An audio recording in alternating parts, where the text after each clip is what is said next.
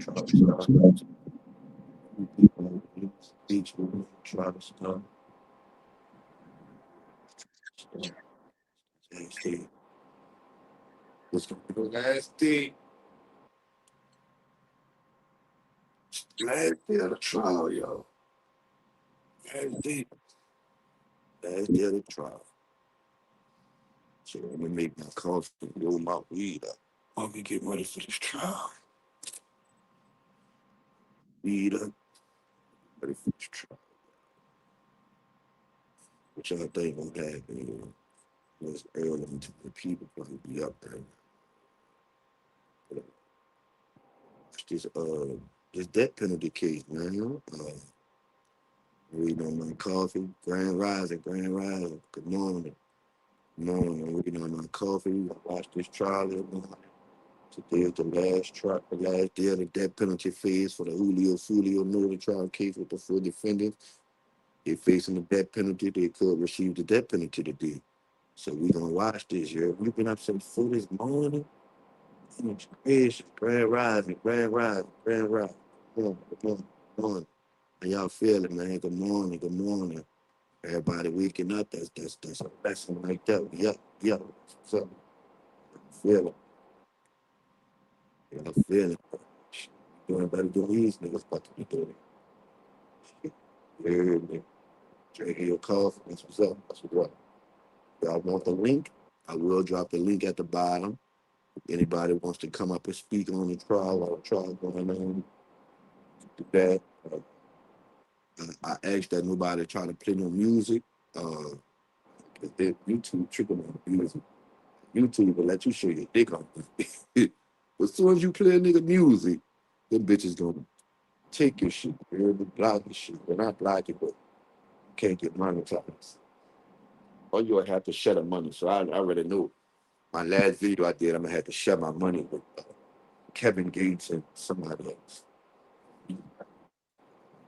It ain't really nothing but $100. I'm gonna have to share with them. Say, fuck, you probably get like $30. I don't know. Nothing but such.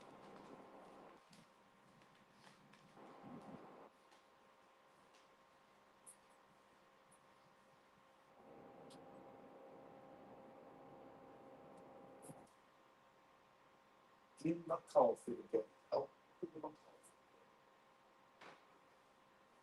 coffee. That's fine. Coffee.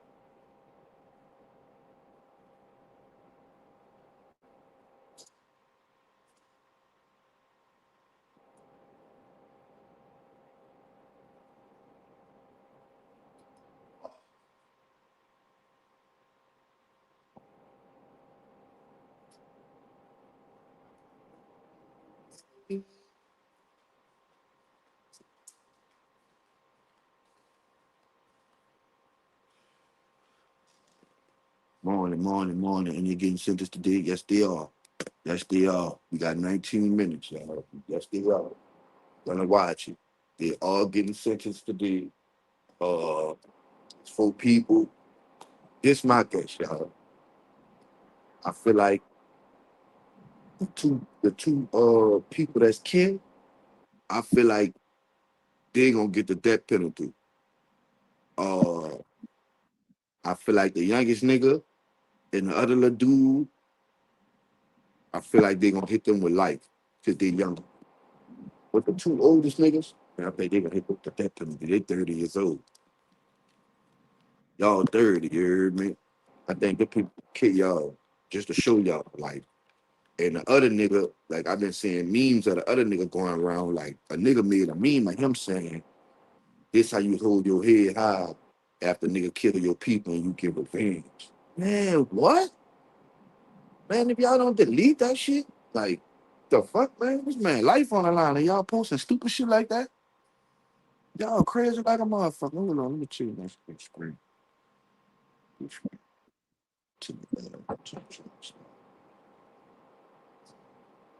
But they making all type of weird ass memes and shit. Like people just do the most. Like a nigga life even though I ain't gonna lie, you know, nigga put themselves in position. Cool. Well, come on, bro. Better, better, better. But I feel like everybody got what they asked for. In this shit, I feel like everybody got what they asked for. You wanted to be a demon. You wanted to diss people. You got what you asked for. And dudes killed your ass. You killed your ass.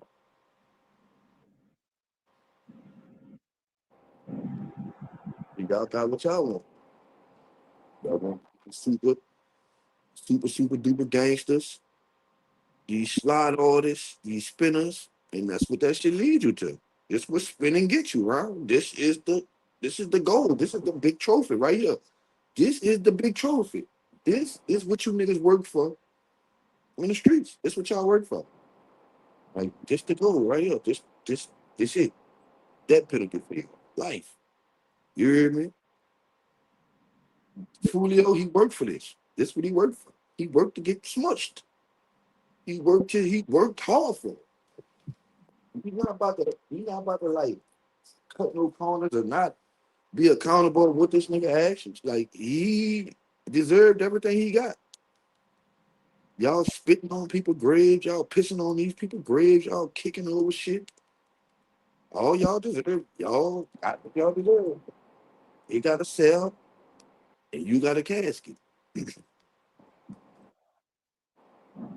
I go. So I do. I don't know why the other them niggas crying and shit. Like it's too late to cry. Y'all wasn't crying when y'all was shooting that man. Nigga, when you ran up to that car with that switch, nigga, you wasn't crying, nigga. Bitch, nigga. Stupid bitch. Nigga, when you went to the club that night with that Don Julio bottle, nigga, you wasn't crying, nigga. Bitch. You niggas don't cry. You niggas feeling all remorseful and shit. Man, if them people wouldn't caught you, boy, you'll still be in there popping your shit. They just keep it all the way out.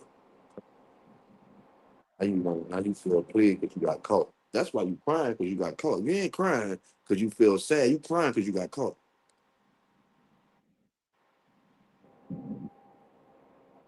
Yeah, that's the victim. That's Julio. That's Julio. That's the nigga who they killed. They killed him and they shot like four other people. Let's get it, y'all. Yo,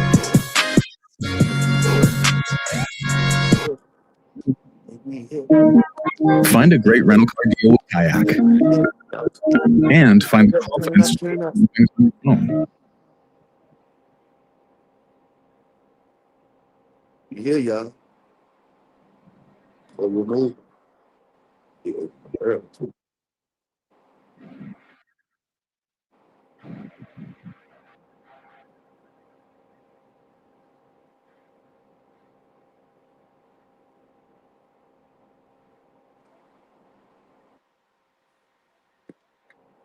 God dang it.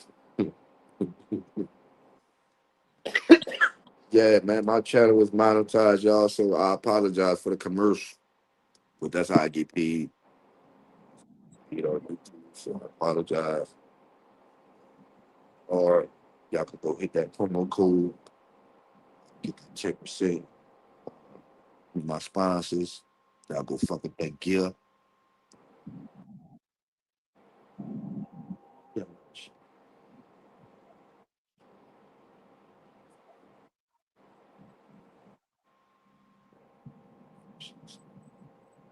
I ain't gonna lie though, man. Julio mama gonna y'all ass cook. Julio mama want y'all ass dead. Julio mama been on the internet every day since y'all got found guilty.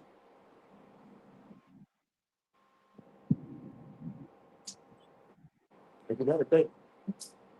She got all the right to. She got all the right to shine in y'all. Cause y'all shot that nigga. Y'all shot that nigga.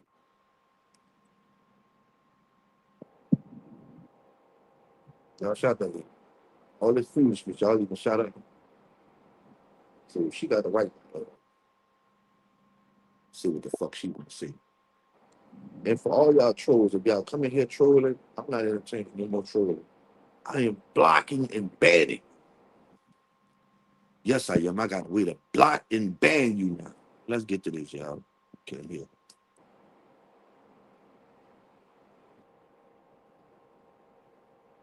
You look slow, huh? You look slow, huh?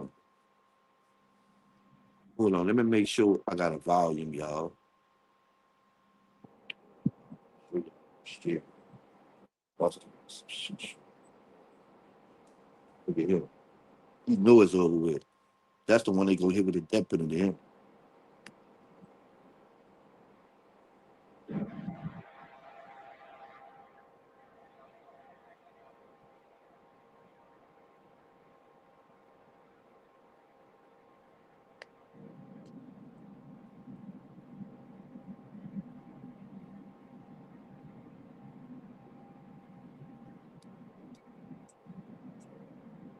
Wake up, boy. That big ass suit on.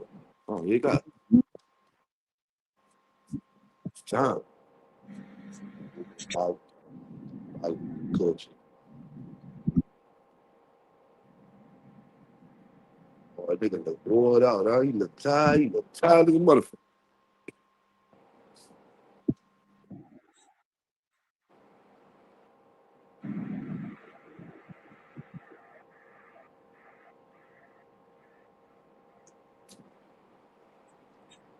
I'm not because I try and come on every day, but I can't always. Oh no, I know who you is, Rhonda. I know who you is.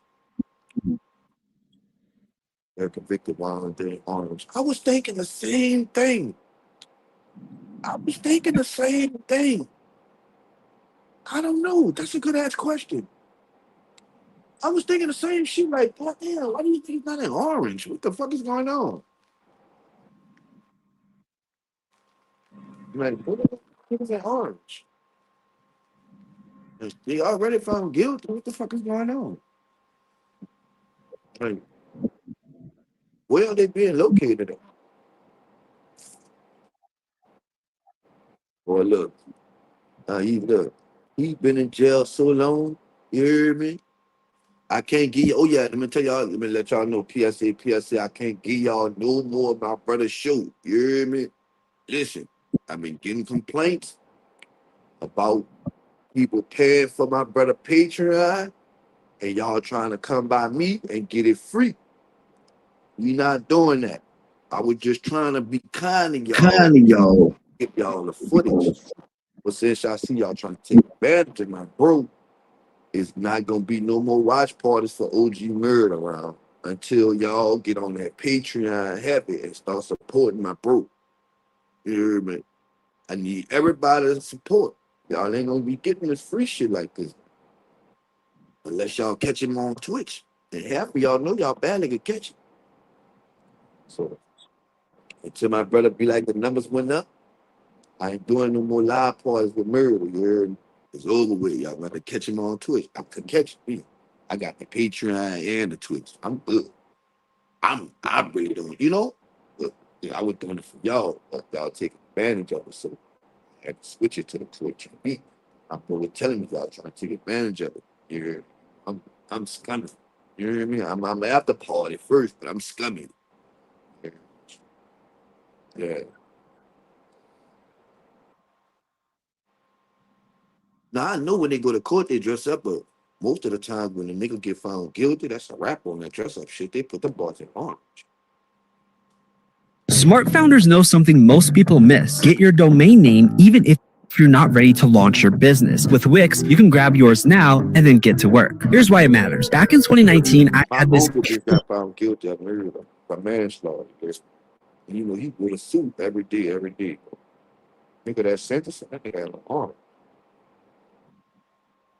You know what I'm saying? These niggas in sentencing, why they don't have orange? Like, this a death penalty phase. Like, y'all already got found guilty. Y'all should be orange.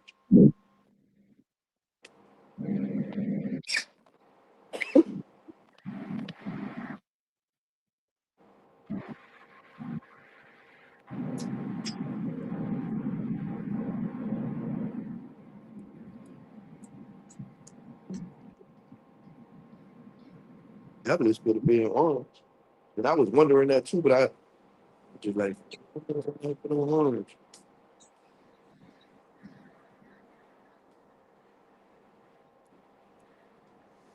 Let me show y'all. I got some melody, some LLC melody.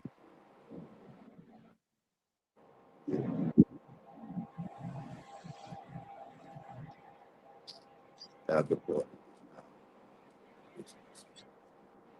LLC. Yes, it is. Yes, it is. Yes, it is. The LLC has arrived. Yes, it did. The EINs and the LLCs is LLC. And man, when this shit gonna start, man? Come on, fuck. You trying to see what's going on. But Sean Gavin, like that nigga, boy, this whole family up there to talk. Man, this shit, man, the judge told that boy, mama, listen, baby, they already got found guilty. We just here to find out how much you love him and why you think he should live or not, baby. We don't even care about that other shit. Straight get it on. Do you hope they get the death penalty? Nah, nah, I don't with that on. I don't, nah.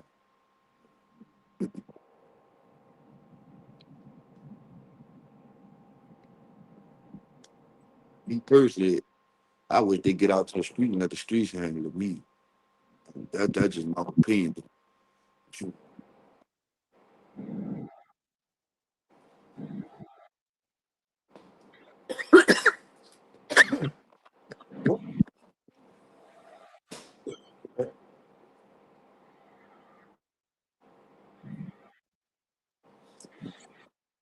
you see it change, man. Yeah, but I don't look that nobody unless you do something to kids. Or something.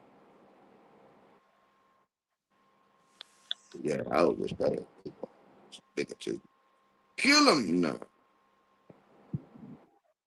weird. It's crazy. This shit like this is my first time like ever really like being able to watch a death penalty trial. Like this shit crazy to me. Like you feel me? This shit crazy. This shit is like some out of sight. Like, wow, like this shit really happening. Like nigga, 20 years old on death penalty. That's crazy, man. You say, but we in court. I guess we just waiting on the judge.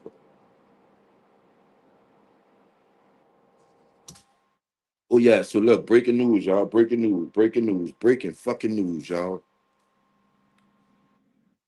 Our mayor, DA, done some illegal shit. Okay, so check it out. The shit with Calvin Donkey, I got the whole thing. All right.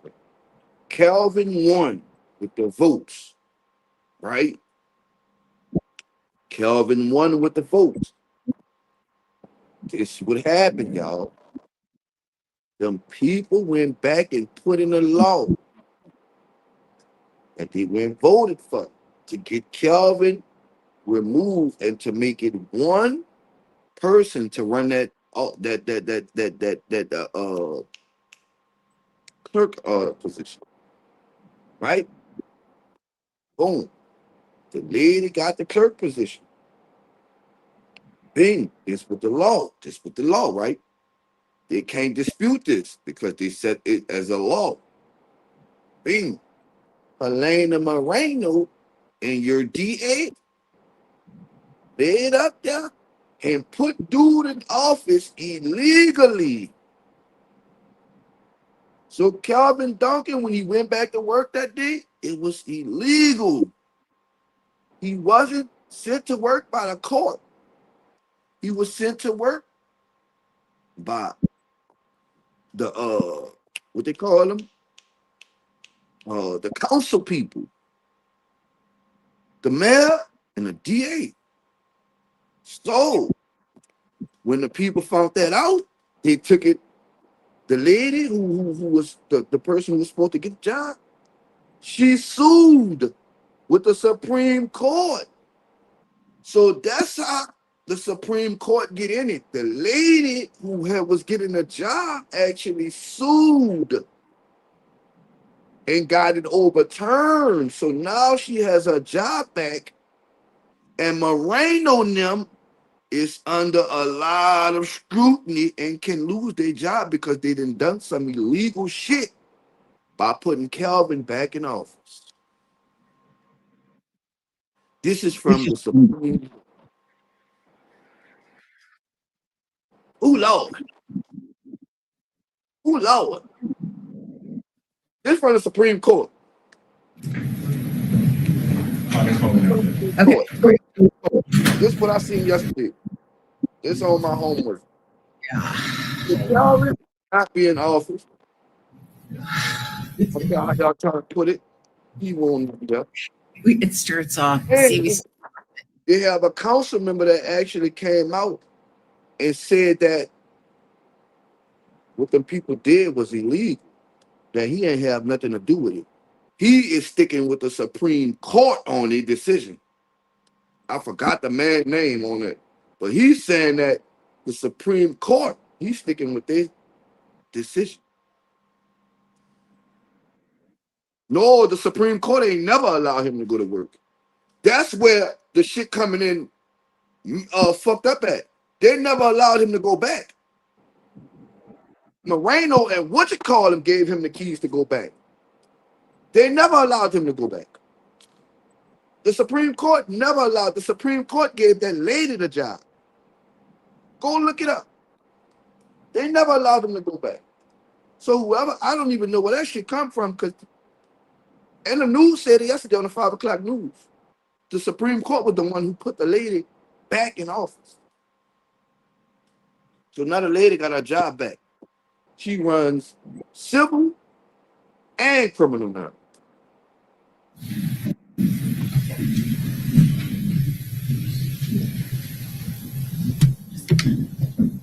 With the whatever law they pass, see, that's what they're missing. They're missing that law. See, once they did whatever they did with these laws, and nobody went out and seen what the fuck was going on, Good. Welcome back, members of the jury. We are ready to proceed. And Ms. Fink, of Sean Gathrick.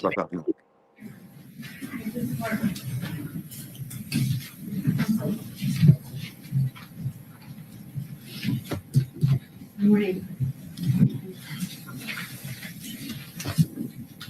Excited. Appreciate the like, subscribe. If y'all want to come up and talk about the trial, let me drop the link and I'll see you. Since you were selected a little bit over 3 weeks ago, and now we have reached the most demanding part of this trial. Go! It's the workload gonna be hell for her. All right. The workload is gonna punish her. Being able to build an app with your name on it, just by thinking. Man, we done waited 45 minutes in court for you to come and y'all hit us with an ad. Come on, YouTube. If you remember back to jury. Good morning. Scales. I thought I seen Candy in this bitch. Over and over, and And I told you at that time I wasn't going to hold you to those numbers. Some of us said we didn't really like the numbers. It was just kind of getting a feel for where you guys stand coming into a new scenario. And the reason I said that was because this isn't a test. This isn't a numbers game, not a math problem or an equation. This is most literally a life or This death. Sean Gatwright, the red nigga turn. Well, yeah, Soon why you- don't come out? You want to come up, okay? Whether a young 20-year-old man will spend the rest of his life in prison, or whether he will be executed. Sean Gathright is not wicked. Sean Gathright is not evil. No matter how many times, no matter how many ways it could be said in the state's closing, he's not a mastermind. He's not a super coordinator. Apparently, he might even be a rocket scientist. I'm sending it over. State can minimize or diminish the mitigation list that's in front of you. The state may think that something deserves weight or no weight. That doesn't matter. That decision lies with each and every one of you. You got it, sis? I will let me leave and come back. Though. Thank you. Keep playing. Theory is just that. This part of the trial, as I told you in opening, is about the defendants, about Sean Gathright, and it's about each one of you. On several occasions, I heard Mr. Harmon, when he was reading some of the mitigating factors that are on there, say, you can find that mitigating, that's fine. But lucky for you, you don't need permission. You can evaluate that mitigation exactly how you feel fit. Each and every one of them. This is your decision, a personal decision, and you never, under any circumstance, have to vote for death. In the state's close, Mr. Harmon presented a very strong case for why you should find Mr. Gathright guilty. I'm trying to listen to the trial too. That part's over. Went pretty hard on Mr. Gathright and painted him out as a person who led this whole thing. We wouldn't be here without him. That's his theory, and my theory is that's done to lessen the mitigation. That was done to convince you that what you saw and what you heard from this witness stand this last week from Mr. Gathwright's mouth himself shouldn't be given the significant weight that it deserves. But what it actually did was prove that a kid with no motive, no involvement, no history in that, can get wrapped up in a culture that he has no business in.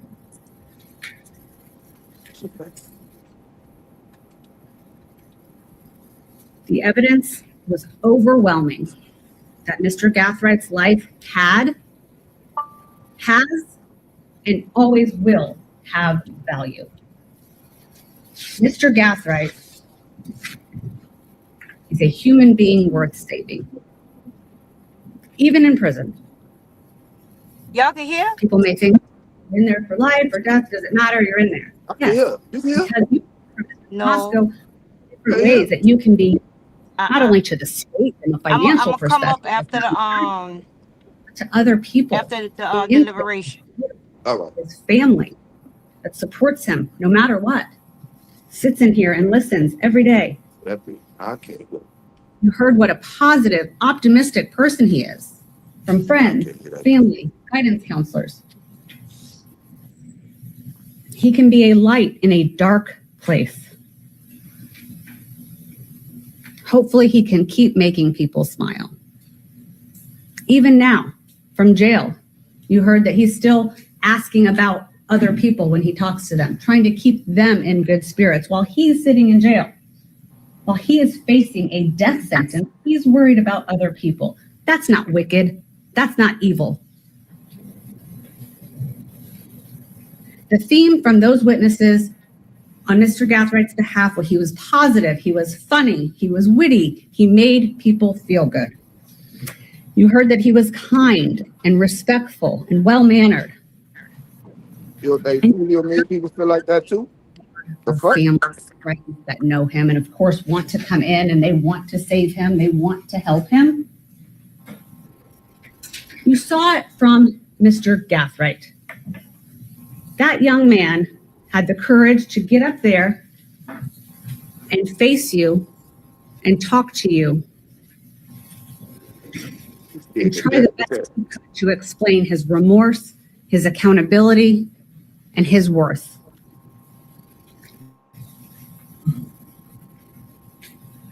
And when he was questioned on cross-examination and tried to get riled up, he remained respectful.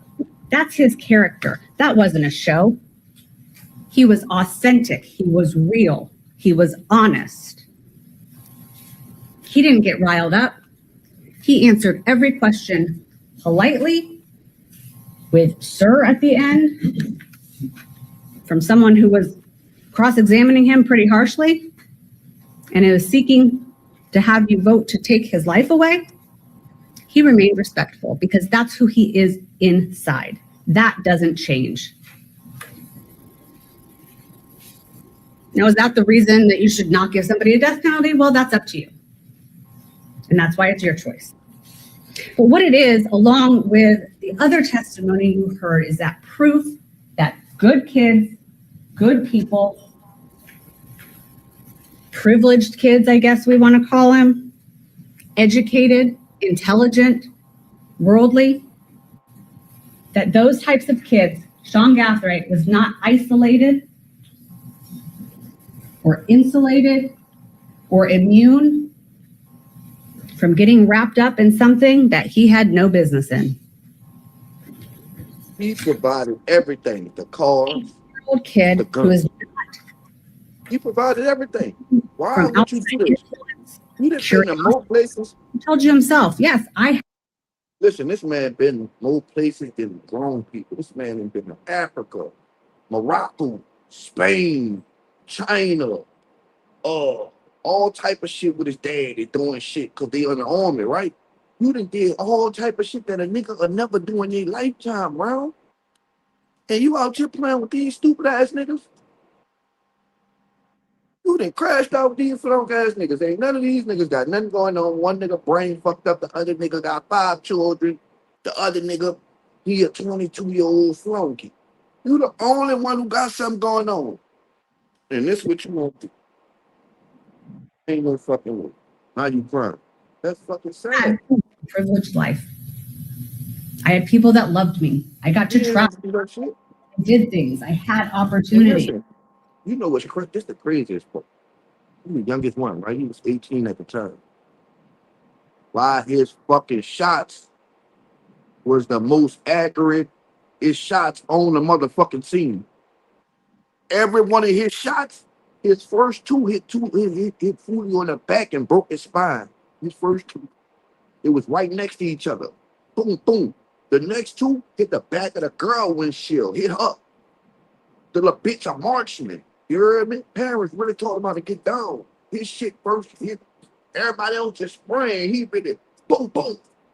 Boom, boom. You didn't see how he was on side the car. The little bitch dodging the car. Almost got hit by the car. Still hit that bitch. And that little bitch knew what he was doing.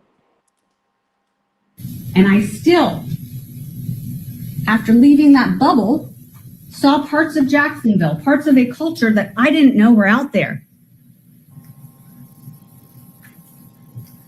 And look where he finds himself. That curiosity from that 18-year-old kid brought him right here. You know, the state said, oh, Mr. Bonasco, who testified, the prison expert, said Mr. Gathwright was mature. I think everybody did. I think you can see it for yourself. He's mature. He's mature, right? He appeared mature for his age. Well, Mr. Bonasco is basing that on a conversation at the jail for, I think it was a little over an hour. But either way, because he worked, traveled, helped support himself, cared for others, went to school, presented himself as grown, can take care of himself, That might be mature for an 18-year-old, but he's still 18. Maturity on the outside is the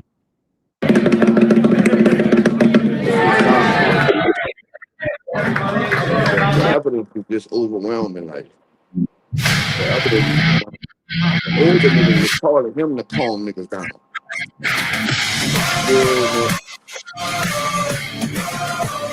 Because you know he had posted he was going to the club in Orlando. But once he posted that, we're trying to find out where the Airbnb was. Stay at the damn club. We couldn't figure out where the Airbnb was, so he did up there and he went to the club. Followed them from that club to another club. He followed them to that club, he waited. 2 of them got out, went to walk around the parking lot and shit or whatever. Seen them, got back in the car. One of his partners spotted the car watching them, but they ain't think it was them. But the partner, he was like, watch the car. But you know, I guess they forgot. Left the club, went to the, sitting in front of the hotel. Father said, get this shit out. he is impressionable. He's naive. My bad, you say sitting. His feet, Julio feet, in the Charger, Julio feet was sitting on the dashboard. So that's how they knew it was Julio. Because you knew you already got shot in the foot. So I guess he spotted his foot. You heard me? Like you see the nigga foot swinging until the shot hit him. Like, boy, foot dropped down. He looked like he trying to dive in the back.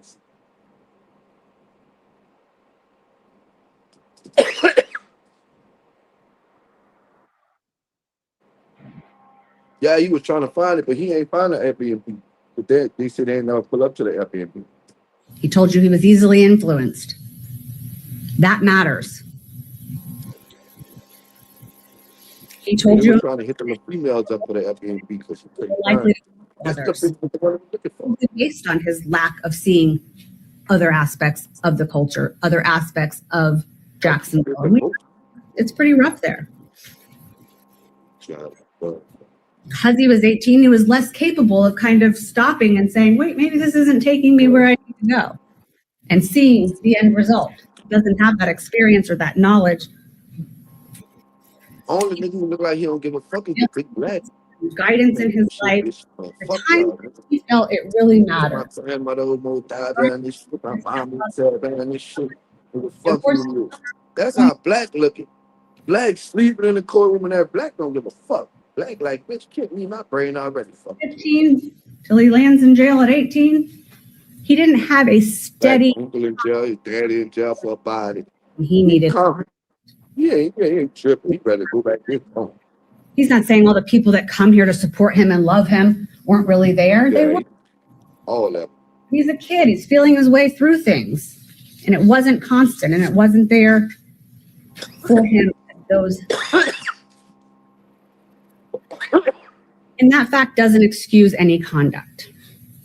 It doesn't remove accountability, but it explains how a young person with so much promise. Once girl got found guilty, I would have taken a decision.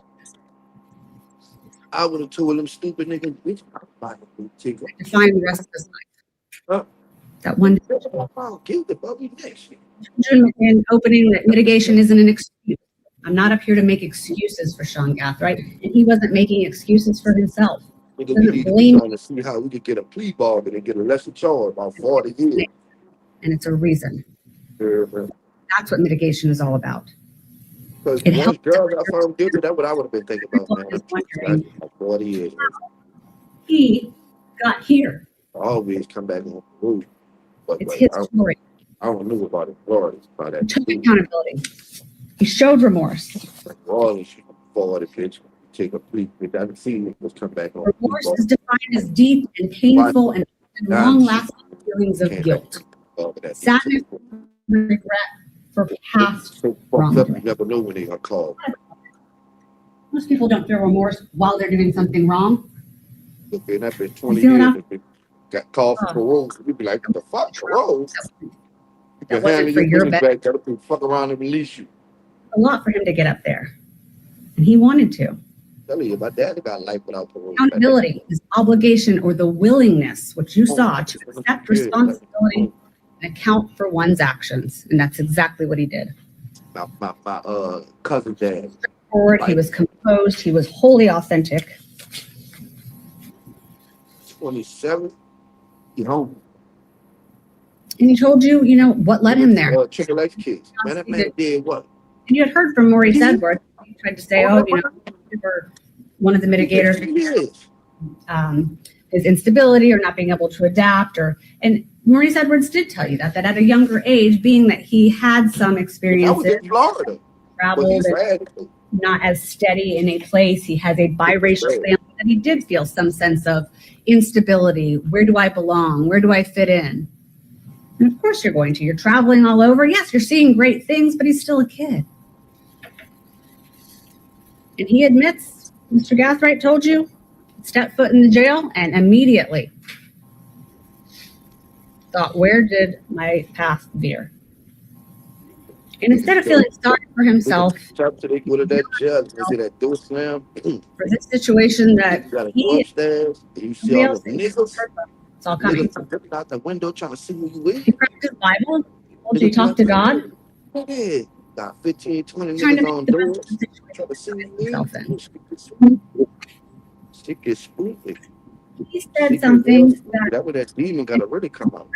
That he said, you know, people are always asking God for something, praying to God to give them, do something for them. And he thought, I can ask God what he wants from me. So even in this situation, he can be a light. He can help people. He can try to turn lives around for kids that he comes into contact with. Dark place, he sees hope, he sees a future. And I'm up here asking you to see the hope in him, see the redemption in him. A lot of our mitigation witnesses, and then some of the state's closing was thinking, oh, he's a privileged kid, he had it all. He's not worth saving. I would submit to you that it's the absolute opposite. There's a long list of mitigating factors. Don't save a bullet easy. This dumb nigga saved the bullet that he shot the man in the foot. Mr. Gathright, I'm not going to read them all to you. He saved the bullet. You know, he shot Julio the first time in the foot. You deliberate. And it's a long list. Went back and forth on the internet, acting Foolio as foot field and all this other dumbass shit. But this duck ass saved the bullet that he shot Foolio on the foot with, because he got a rifle that catch shells. You hear me? His mama had a rifle that kept like a shell catcher. What he could have done. He had more than 18 years. You hear me? His mama had a And remember, that's just a list that we're providing you. Mitigation. Anything you heard in the first phase, anything you heard in this phase, just because you don't think that this young man deserves to die. The ugly little nigga, every time we says kill that one of the ops, those aggravators that the state proved to you. The red one is the one that shot Foolio in the foot. That's the one that shot Foolio in the foot. And he kept the fucking shells. He kept them. He had him in his room for saving. Like a trophy. And the other nigga, the LeBron one, every time they killed the nigga. Yeah, Sean the one who saved the bullet. The black one, the Rashad nigga, not the Rashad nigga, the nigga with the bush was with the bitch. His stupid ass, he got thumbed down for every day nigga they killed. Right? So every day nigga, he got the thumbs down with their name on the thumbs down. Stupid shit. Real stupid shit. Reminded you of yesterday, you can find that those were proven. You can find that they outweigh the mitigators, and you never have to sentence someone to death. The death penalty. You're the only one with a paid lawyer. This phase is not whether to punish, but how. It's not about whether Mr. Gathright will die in prison, but about when and by what means. Did you hear that? Dog, look at his face. Did you hear that? It's not whether he would die in prison, but when. Man, look at his face when she said that. Bitch, I'm scared for him. See, bro, that shit just gave me the chills, bro. When that lady said that, bro. That shit gave me the chills. That lady said it's not about is he gonna die in prison, but it's about when.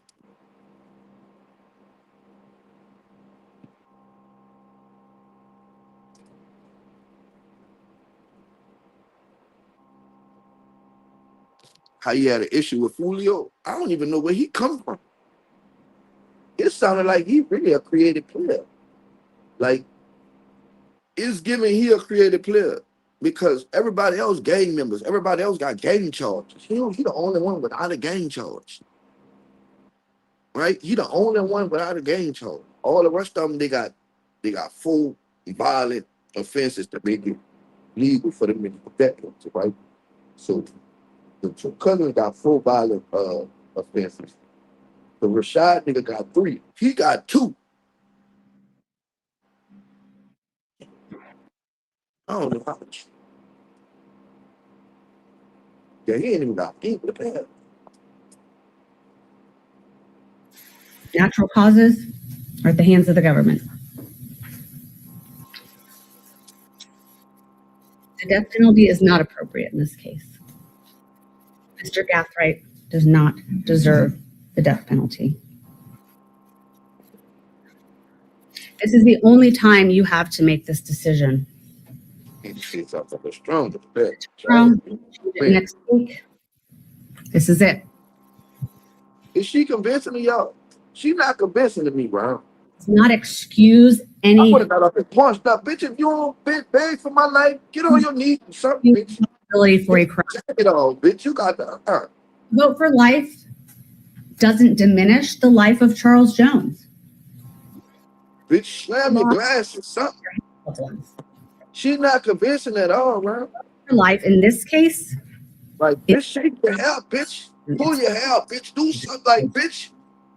Bitch, you got to be entertaining, bitch. Like, the worst decision, the worst moment of his life. Sean Gathright is his son who's worth saving.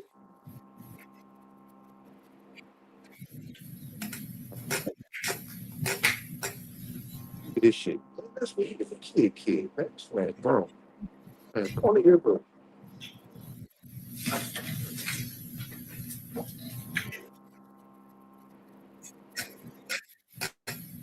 He's a nephew. Yeah, they got a lot of serial killers. Got cute kids. Yeah. The fuck? The fuck? Kayak told me hotel prices just dropped. Serial killer that cute kid bitches. Going for travel hacks. That little bitch was a minute.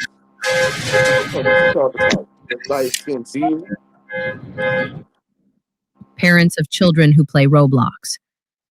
If your child was sexually exploited, abused, or pressured to share explicit content by someone they met on Roblox,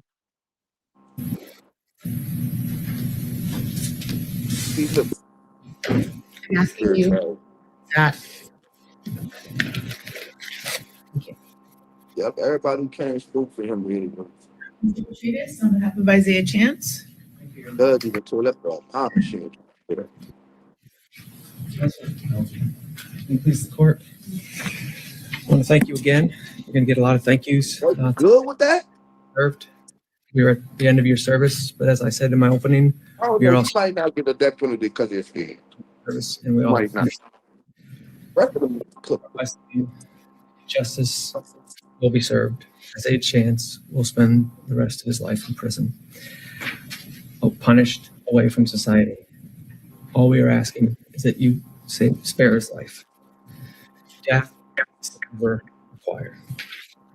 Tell me if it's getting low. Worst of the worst. We submit that is not that. As I said, he will pay for this crime every day for the rest of his life. We're asking you to let him have that life. This is going to be a conversation about life. That's good. That's good. That's good. And in his family, Isaiah Chance, someone from Jacksonville. The girlfriend go for sentencing in the field. Called his father all the time. Went to Atlanta to be with his grandparents. Man with 3 children. That's who you were deciding about today. Man who spent every day of his life working harder than those around him, just trying to keep up and working harder to make it seem like he wasn't doing that.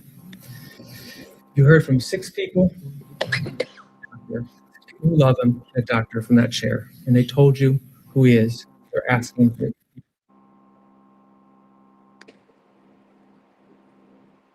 So that's his girlfriend that got caught first. She already got found guilty on manslaughter. That's why I was saying earlier, if I was them stupid niggas, I would have been looking for a keeper. Because she already told everything. Stupid motherfuckers. The girl told everything. They found everything in her phone. What the fuck was we fighting for? We have no chance in hell. Nah, she ain't get sentenced yet. They say she might get 10 over. I doubt it. I'm thinking 20 years. With this judge, 20 years. Because she was kind of disrespectful in the court. Girl. I'm thinking with this judge, and then, them two set everything up.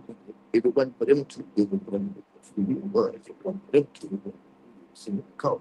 But they passed the tell first. Come back out there. They come back out, make that right up, tell that bitch up.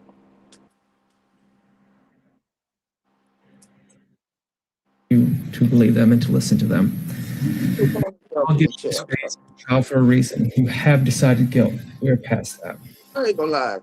I don't women that's who older see that, especially if they got kids. So, mitigation is not excuse. I don't blame because the niggas do it all the time and they don't have kids. I'm asking you to look at Isaiah Chance, a full human being, and decide whether death is appropriate, if death is the answer. And death, we would argue, is never necessary. Heard from his entire family during the penalty phase. And like I said, a doctor. 7 different witnesses from 7 somewhat different vantage points. They all told you essentially the same thing. Victoria Gray described his mother. She described him as quiet. This nigga who had the thumb down and shit over this phone. Someone who really didn't want to play football. Someone who pulled up and up. Was going to the emergency. Go to the club with the mask and shit. She told him and his entire family had high. To Julio, how your foot. They loved each other. Was arguing with Julio and them right before they were supposed to kill him. Her, what it takes to raise. Chill out, don't let a nigga get in your head. Large on her own in Jacksonville. It was everything. That they are loved. Isaiah Chance coming out. His mother. He told you that. When the red nigga calmed him down, the youngest one, they trying to say how he acted with his father, how he acted with his grandparents. That ain't crazy. The youngest nigga got to calm his motherfucking head. But the older nigga, the 30th, we had to calm his too. Nowhere. Heard from Isaiah Chance Sr., a United States Marine, after serving came back to Jacksonville, who after getting divorced from his mother stayed in his child's life, stayed in Isaiah Chance's life.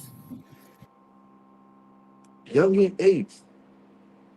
Bitch, if you ain't out the country, you're a stupid motherfucker. Boy, you're going to jail. You're going to jail. Rico.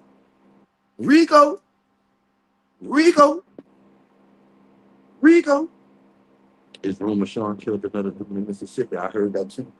I was about to, no, you're in my head. I was about to say that earlier, but I was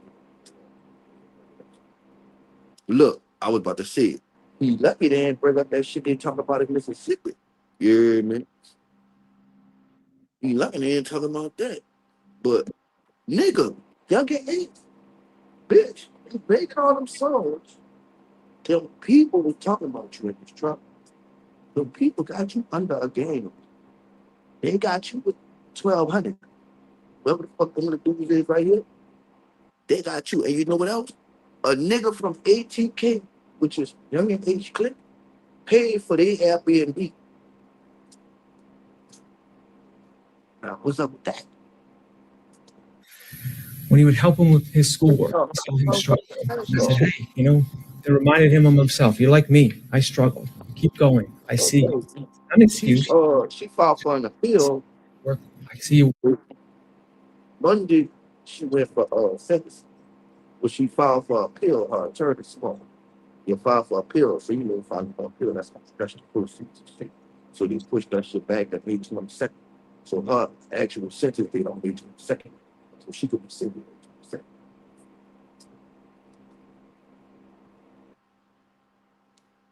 Yeah, that's crazy. That's crazy. He's definitely next. Definitely next. Working. He told you something else. He said that that Isaiah called him all the time. And every time he hung up the phone, he said the same thing beforehand. He said, I love you, to his dad. Every single time. Something so ingrained, it was subconscious or subconscious, but he said it. No one's listening when you're talking to your father on the phone. It's not performative. It's just something you do. I think he's Foolio mama right here, y'all. Subconsciously. Every time he talked to his dad, he wanted to let his dad know. I don't know for sure, but I think it's Julio. Again, that he decided to do performatively. It just shows you that's him as a son.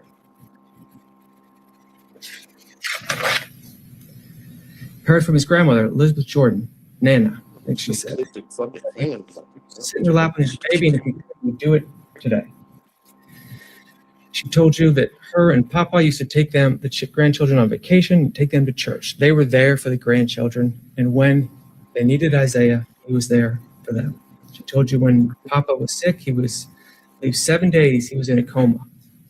Isaiah Chance didn't call and see how he was doing. He didn't text, see how he was doing. He showed up. He stayed at the hospital until he woke up. And then when they needed someone, when Papa wanted to go home to be with his wife in Atlanta, she couldn't care for him on his own. They called Isaiah Chance, and he showed up time after time. No emotion, huh?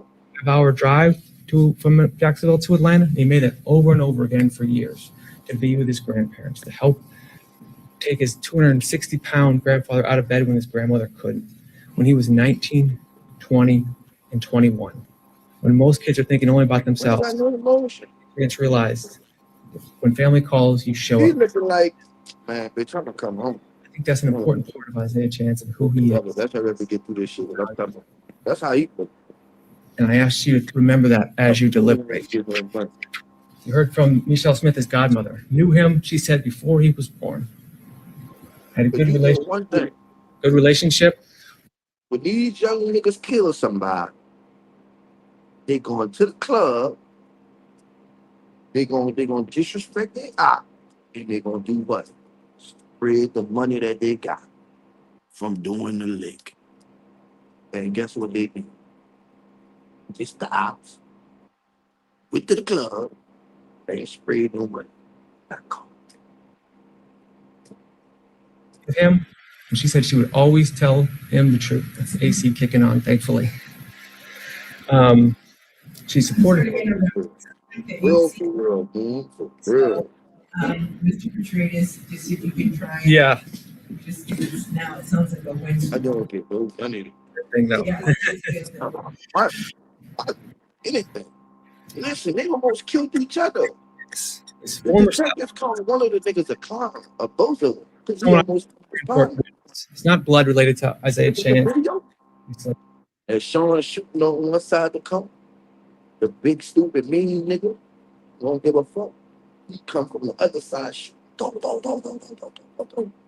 That when you see Sean like duck, he about to hit Sean in the head. He about to flip him. You about to be on the scene too. You heard me? He about to be on the scene too. Man, them niggas hit that bitch so many ways, man. I'm surprised they ain't hit the fat nigga with the switch. The first nigga ran up. He did some work. Yeah. The first nigga ran up, every shot he hit with the first one shit. He didn't have to be here. He was on Isaiah's I didn't even fuck him. a while ago. All type of The organization whose entire purpose guns don't even know how to shoot. identifying young men who can be reached and investing in them. And he saw many that couldn't be reached. And he showed up here. He told you when he was with Isaiah, he noticed things. He would go to school meetings. He would talk to him after school. He would talk to his guidance counselor. He noticed things the family saw as well. He was pushing for tutoring, for structure, and for support. And years later, After he was out of Isaiah's life, no longer with his mother, Isaiah Chance needed letter of recommendation to be a merchant seaman. And he went to Mr. Nix. And Mr. Nix, Isaiah Chance, and he put his reputation on the line, and he wrote that letter of recommendation for him. That's not obligation. That is not sentiment. It's a man who spent his career learning to see who people are, and he saw something in Isaiah Chance, and we're asking that you see the same thing. We heard from Miss Wade. She's known him from about when he was 16 years old to when he was becoming an adult. She said when she needed someone to house sit, when she needed someone to pet sit, on the squad, you're gonna be running squad. watch their pet. She called Isaiah. Listen, boy, you ain't about to be running no more squads, boy. Issue. He did it every time. That's not someone you let do that unless you genuinely trust that nothing will happen. He told you would talk to her about his plans for life, specific plans, his goals, what he wanted to accomplish. And she plans to stay in touch with him while he's in prison. Tell you everything about what kind of person inspires that kind of loyalty.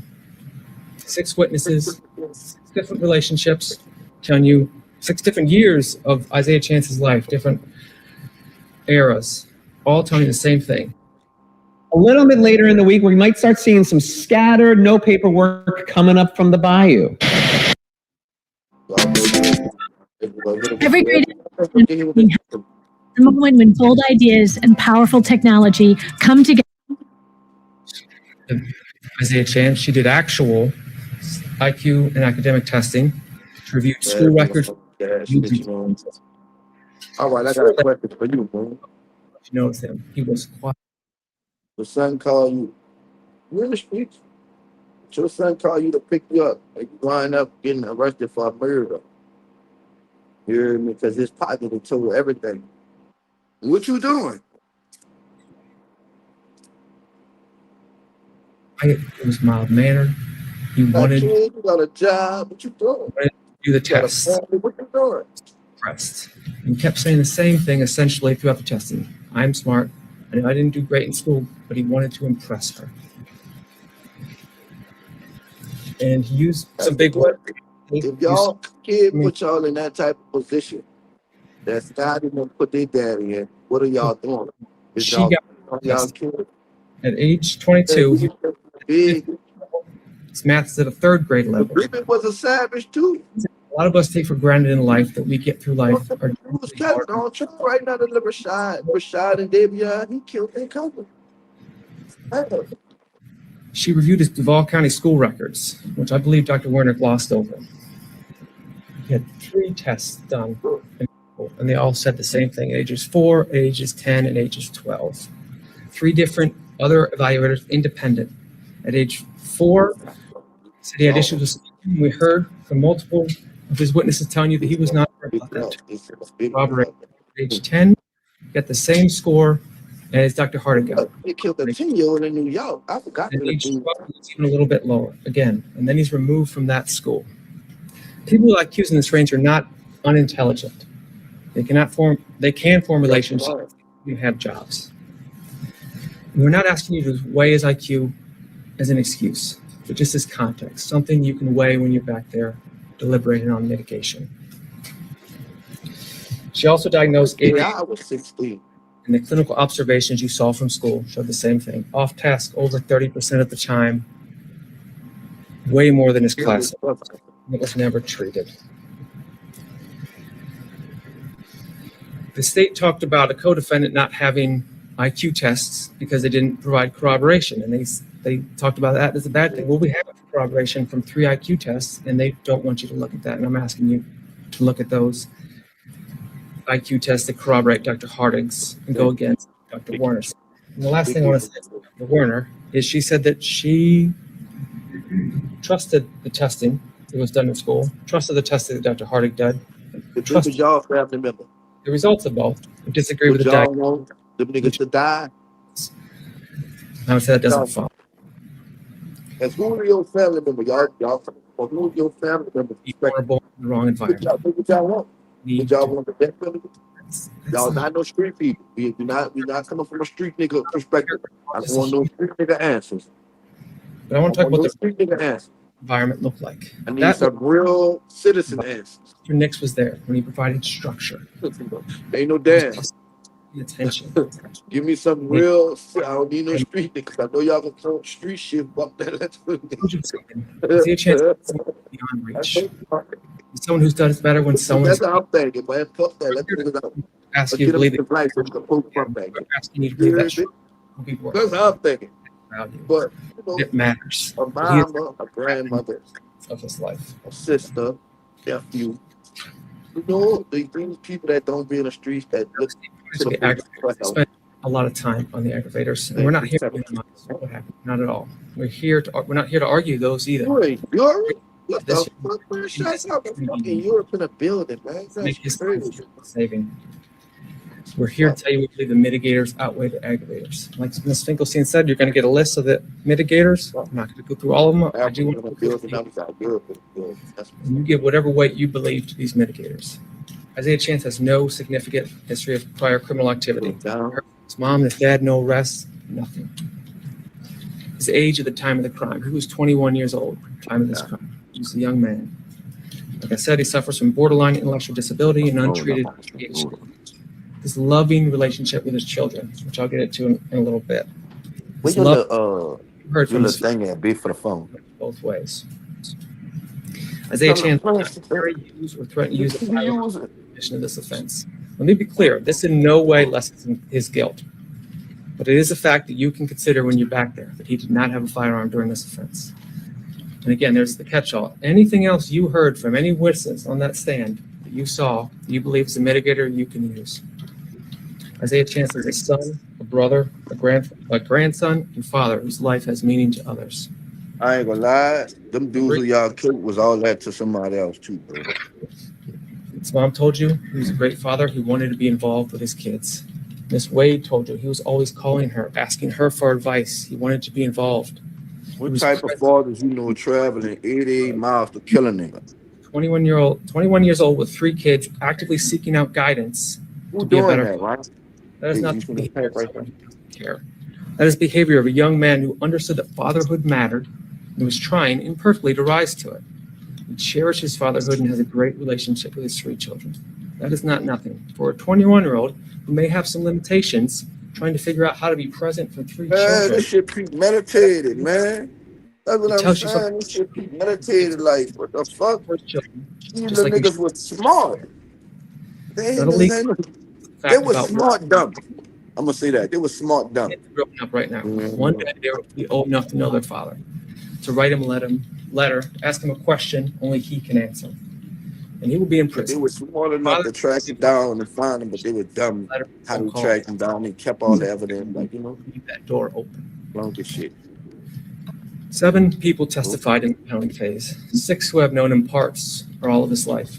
And the doctor. Dr. Hardy told you the clinical side, like Isaiah, are a little more vulnerable. They want to belong. They want to follow because it's safer than the alternative. He spent his entire life working harder than other people. Right is right, one is wrong. Like, it's too late for the wish they beat it, because they already got found guilty. I don't wish that on nobody. I just want to see what's going to happen. Mr. Nixon talked about God and life. I just hope the family cool with whatever verdict they get out of this. Someone's son, someone's grandson, someone's father. He's a human being with limitations and with love. Who uses their guns to kill a nigga? Fuck on that. Fuck taking them back.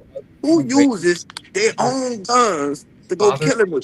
He's there for his son and still wants to be for his son. Who plans a murder with their mama guns to go kill him? His entire life, Nashawn Nix, a man who owes him nothing but showed up here to tell you that he loves him, and he better know that he still loves him. We are asking you to spare his life. The family did not need to come here. They chose to. They sat in the witness chair knowing everything that you know. They want to tell you that this person is not beyond saving. They're not in denial. They know what happened. They still came here and they're still asking. That says something about Isaiah Chance that no test score or school record can fully capture. It tells you the people who know him best, who have seen every version of him, have decided he's worth fighting for. And we are asking you to agree with them. The death penalty is reserved. I said earlier, nigga kept the shell. Isaiah Chance, the facts of this case do not have that criteria.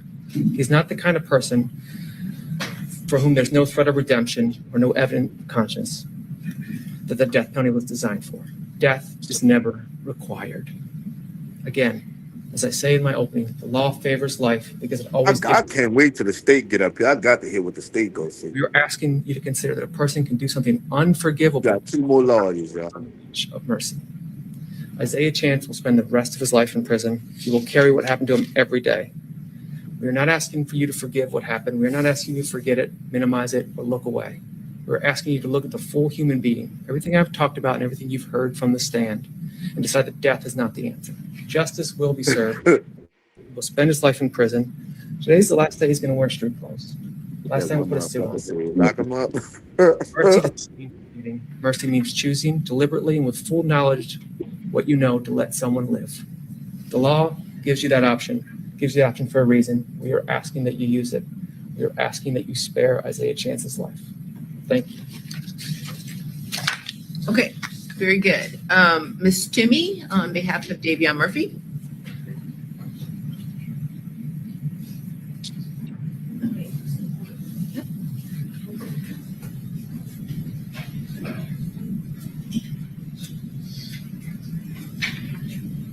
Good morning.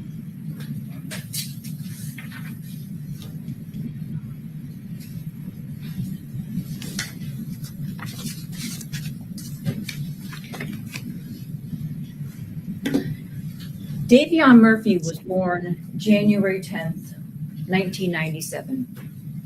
A blank canvas. Wide-eyed to the world, not knowing his limitations, not knowing good from bad.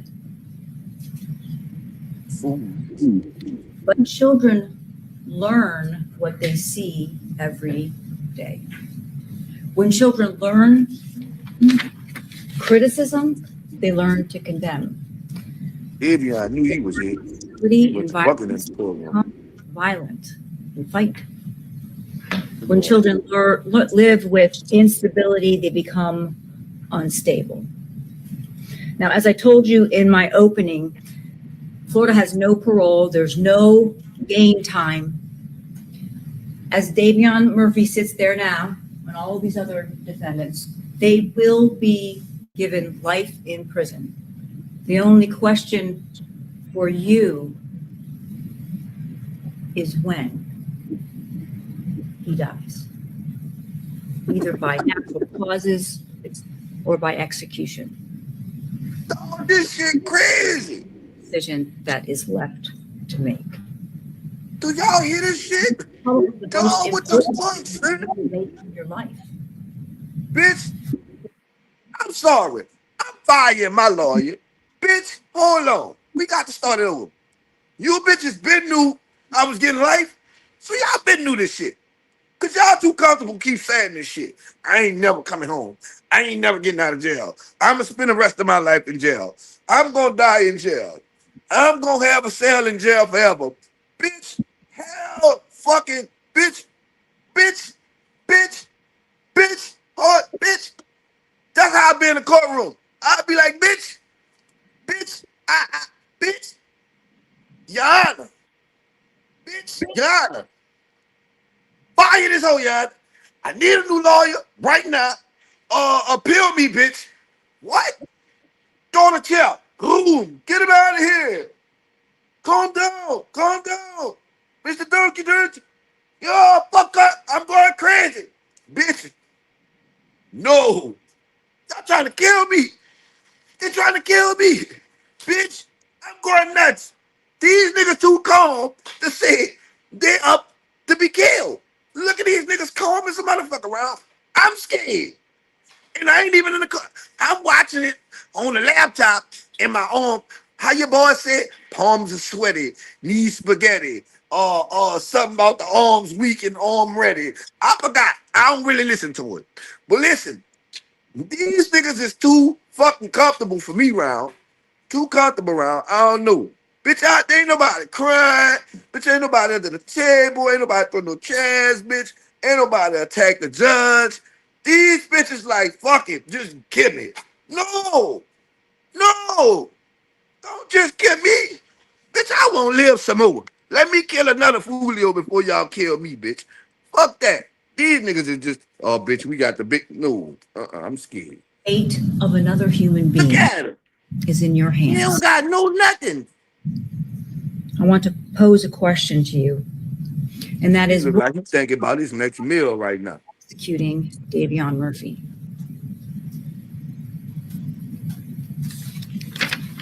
It seems like a simple question. It's not so simple. It was Gandhi that said, an eye for an eye eventually leaves everyone blind. There is no need to execute Davion Murphy. Life in prison, a life, along with thinking about this every. Our company mission is quite simple: be customer obsessed. In the last 5 years, we expanded our footprints rapidly. The nigga say he definitely getting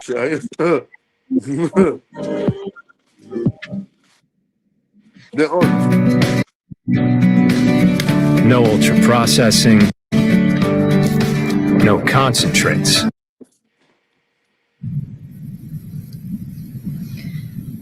A vote of death will only be the next statistic in this gang war that started in Jacksonville. Just another statistic. And what comes from executing another human being? Nothing comes from it. It's not going to bring loans back. It's not going to change the events that occurred on June 23rd of 2023.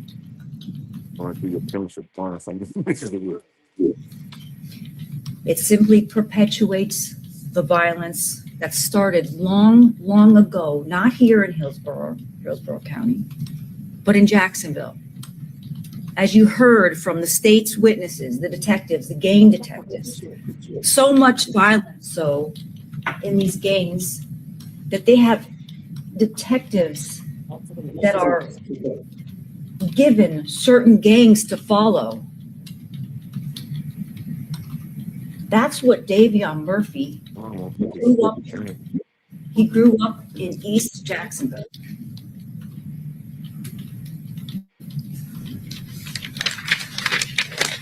Then they trying to make East Jacksonville like that bitch is terrible because they've made a fucked up decision.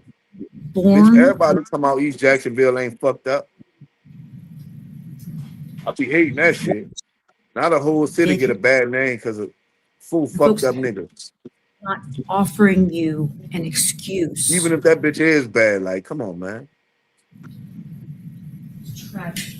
Oh, you don't be over here more? Oh yeah, man. That's what we do over here, brother. Yo, we do. I smoke till I go blind. Not blind, but blurry.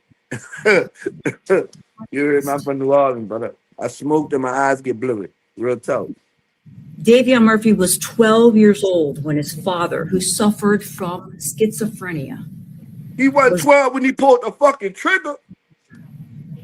Along with his uncle, his parental uncle, who also was given 50 years in prison for murder.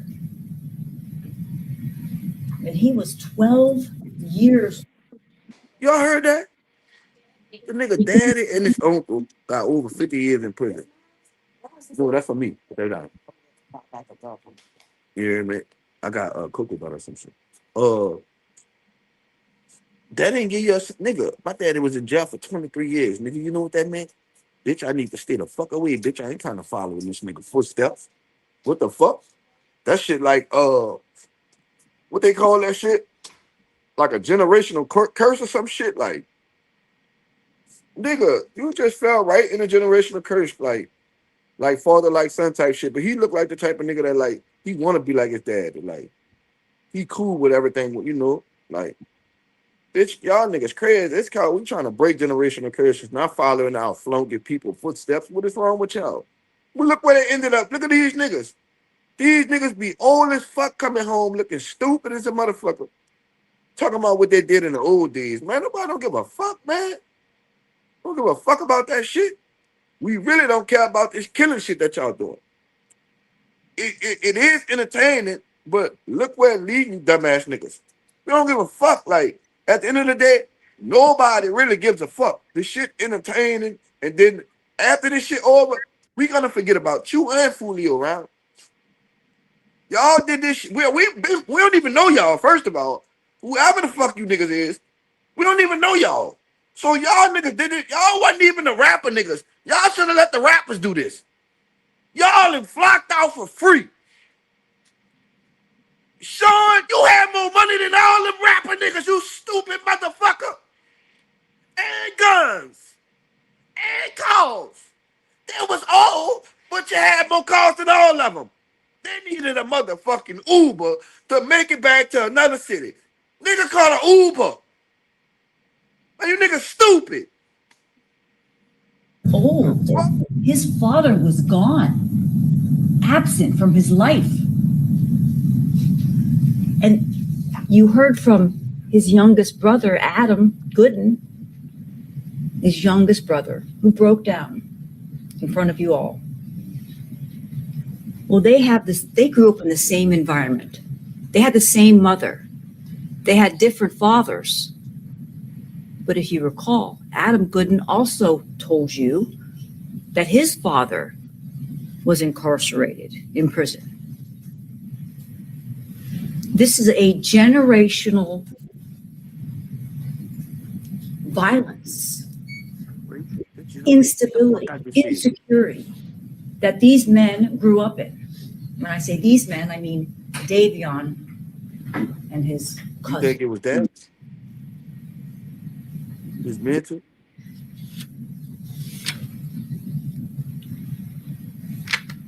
And you got to see this firsthand through the state's witnesses, their detectives. I know some dumbass killers. The individuals that That, testified you know, on his behalf. Take all right.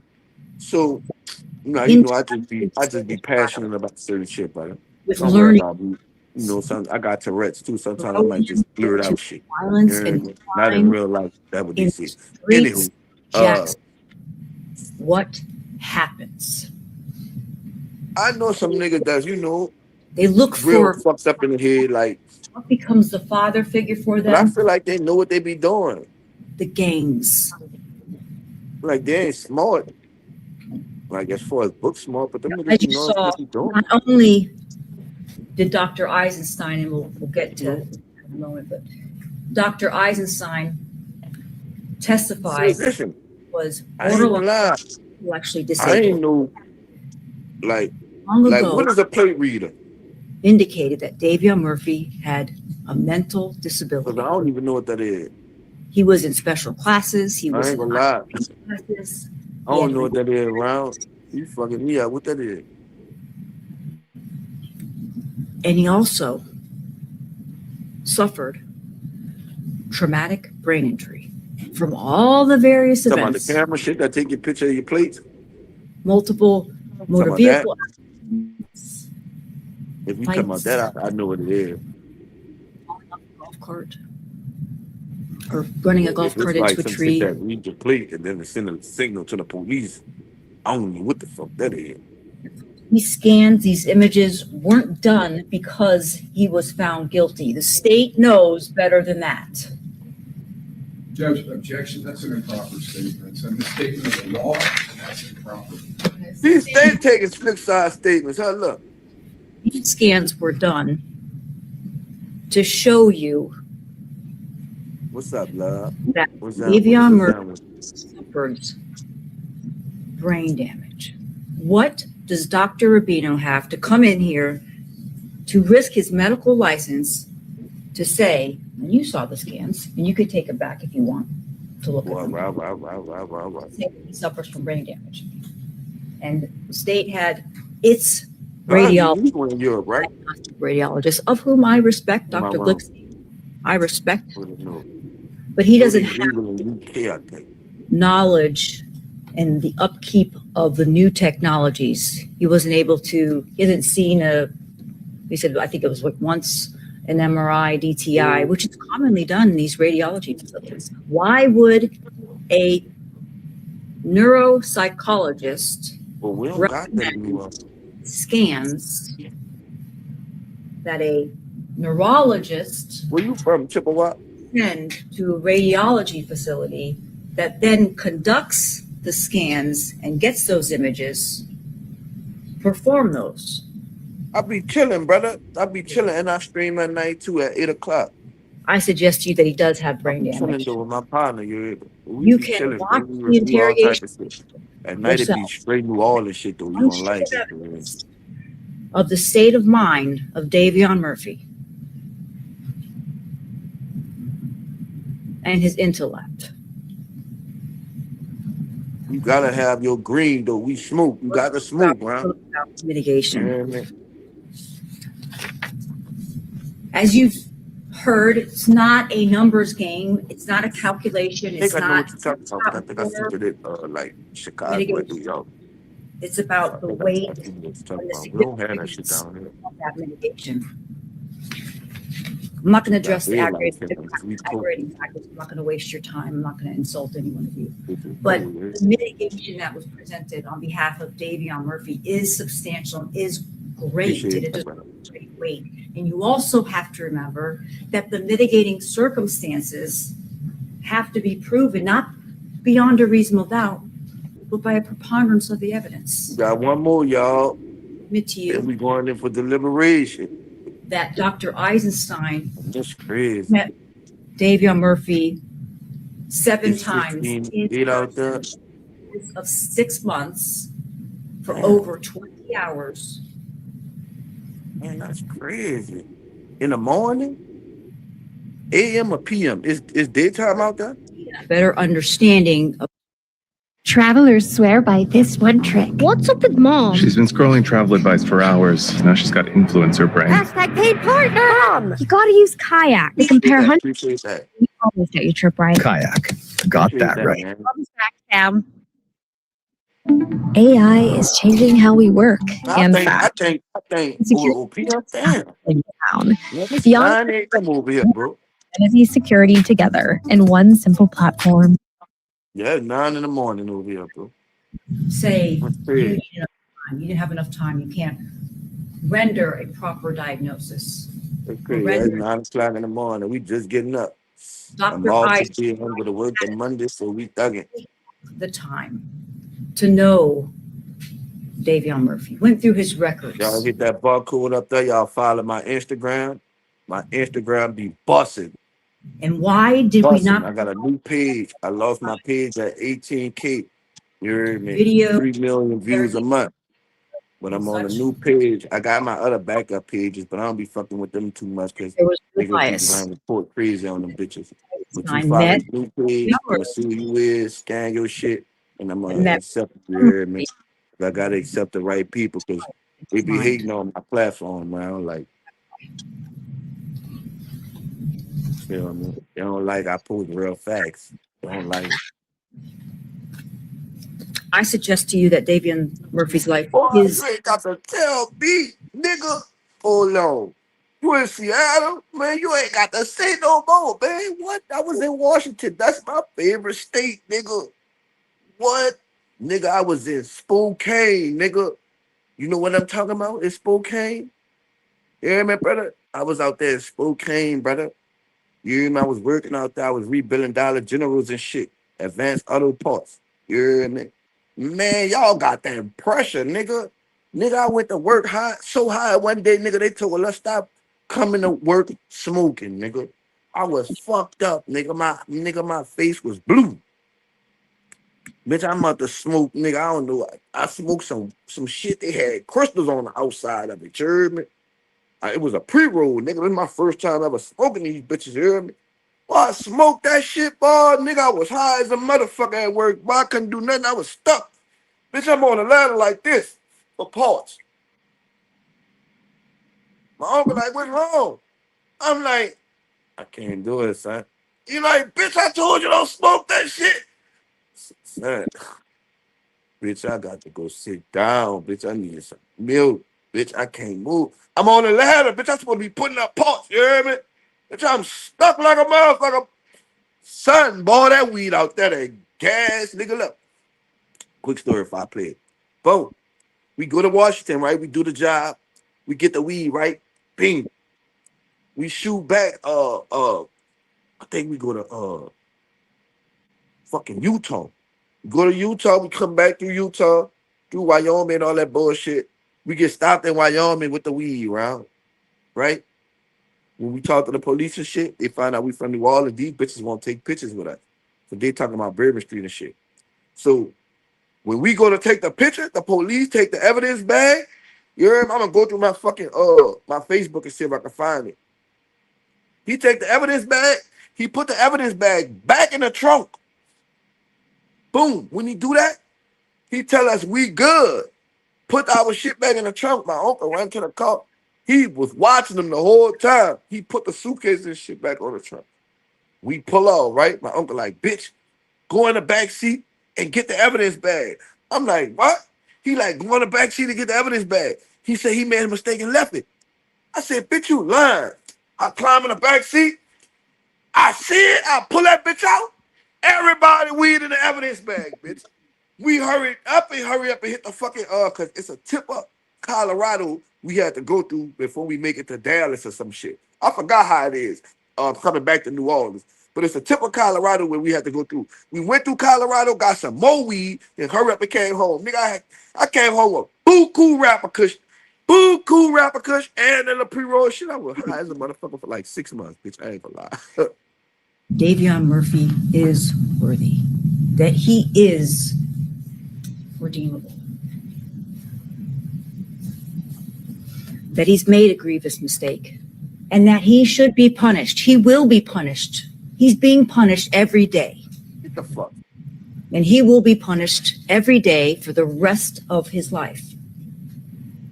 There's no doubt. Davion bet noodles and chips on every game right now. Them niggas watching tennis. Stop to look at and college baseball, women's softball right now. Bitch, Davion got 10 suits on the women's baseball game right now, and y'all playing with his time right now. He missing the game. As an individual. Davion missing the game right now, bitch. That's what type of face he got. I got some suits on the game right now, and y'all bitches holding me up. I'm already guilty. Y'all could have told me this in my bed. Substantiate or outweighs the aggravation. That's how you look. In this case. It has to make the crime more grievous. Am I lying? Is it me? It doesn't. He already know. Life is the appropriate. You know already. There's nothing. He's looking for his last meal. A death That's what he thinking about. Bitch, I might get the steak with the potatoes and the asparagus with a large piece of pecan pie. The mitigators that you have. Cream on top of that bitch. I need a big pack of M&Ms. Of Davion Murphy to Give me appreciate. a gallon of Kool-Aid. I need a gallon of lemonade. Matter of fact, make it the Arnold Palmer. Fuck it, just give me the Arnold Palmer. A gallon of Arnold Palmer. Or I could get a beer. There's some Hennessy. Can't get a Hennessy no bit. All right. You know, wine cooler, man. I can't get a wine cooler. That's one. He's got I can't 13. get no type of liquor. It doesn't matter. Doesn't matter. Cut water. 50 or if you've got 100. Make it cut water. It's not a numbers game. It's not. Like Who's cut got water. Yeah, man. I'm good. You know. more aggravators. What? The second one, the capital felony was committed while Davion Murphy was under the influence of extreme mental and emotional disturbance. That's where Dr. Eisenstein comes in. Hey, look, you know what's crazy? Look, you know what's crazy? They saying all this right about Davion, right? That he was crazy, he went through all type of shit. But check it out. When his uncle got on the stand, his uncle rebutted all that shit. And listen, his uncle wasn't trying to do what he was trying to do. His uncle just was trying to help his nephew out. Yeah, he grew up good. You know, we took care of him. Ain't nothing ever happened to them niggas. I tried to show him the right way. Oh, you know, you feel me? And his uncle really ain't know that he was helping the fucking state out saying that shit. Because you rebuttaling everything. Yeah, it made it worse. He trying to say, nigga, I'm crazy. I grew up fucked up. And the uncle come and be like, man, you know, we was fucked up, but we tried to make sure they was good. We did everything in our power. My grandmother came. My auntie came. My sister, she was a great mama. His mama was a great mama. This how his uncle talking from the stand. So everything y'all saying right now really don't make sense when the whole family saying they did everything in their power to make sure he had a great life. But obviously, this stupid motherfucker wanted to do what he wanted to do. Thank you, but he did it anyway. Stupid niggas. Damn, bro, we don't got no accountability with ourselves. None whatsoever. Dr. Eisenstein. I understand, dude. Nigga trying to kill you. Person on the outside isn't necessarily the age of the person on the inside. Davion Murphy suffers from traumatic brain injury. Yes, Dr. Rubino. Facts. And doctors, they disagree. They do disagree. You have to decide who you believe. And once again, we don't have to prove beyond a reasonable doubt that these mitigators exist. Just a preponderance of the evidence, greater weight of the evidence. Yeah, that nigga lunatic, man. Davion Murphy is in the borderline range of intellectual disability. And she a court appointed attorney. Let's talk about Dr. Warren for a minute. Look at her suit. She indicated that he was low average, I think is what she testified to. But she's not, doesn't have the ability The to first do two lawyers, their fucking suits looked like about $1,500 a piece. Yeah, look at her suit. Her shit wrinkled. Her shit fucked up. Like her suit and look at the other two. Y'all remember the first two lawyer suits? And look at her shit. That's a court appointed attorney, man. That's fucked up. You killed the whole rapper. And you nigga ain't even get you a fucking lawyer, man. Ain't no fucking way. Bitch. I see why niggas be telling too. Now I see why niggas be telling. schizophrenia. Yes. Don't be surprised, Davion Murphy, stupid ass. Be your main motherfucking witness in a federal RICO case.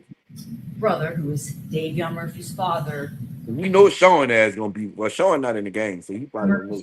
Incarcerated for life. Davion Murphy. I don't think he can see anything. Yes. Davion Murphy took on a parental role for his younger siblings. If you fucking on the CEO out, you tell him, bro.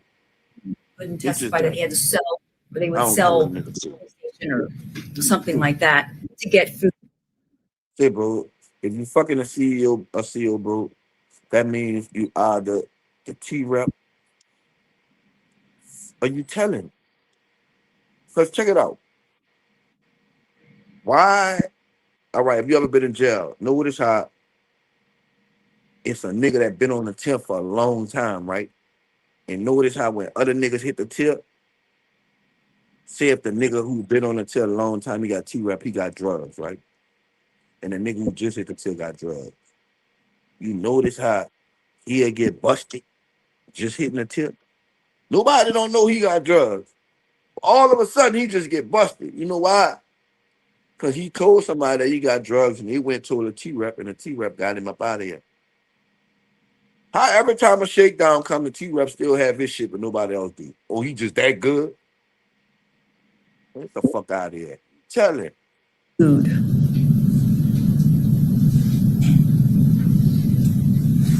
Davion Murphy is loved by his family. Yes. He be telling you. Honeywell Air. For nothing, man. Notice he's the first one run up to the door. Now he always bucking for the people that's free in the free world. He wants you to respect him. You heard me? You can't run up to certain ones. No artificial. There'll be police and street deputies. What the fuck? Just stupid. Just because you think life is more appropriate than death, than executions. Because this vote is individual to each one of you. It's an individual judgment that each one of you have. Yes, you have to go back, discuss the evidence and things, but it's your vote. It's not anyone's vote. And don't let anyone else. I know she ain't done. Try and convince you of what your vote should be when you go back there. It's your decision.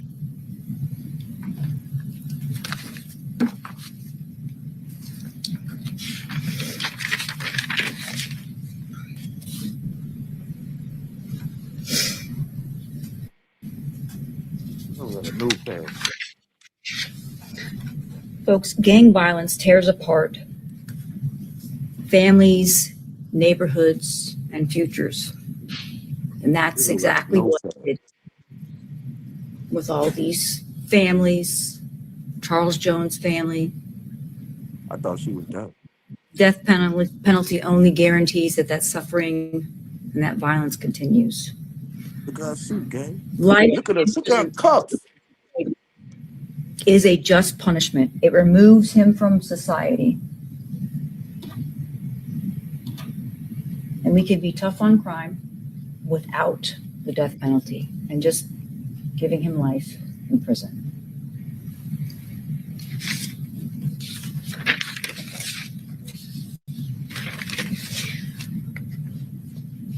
Yeah, you look yummy as a motherfucker.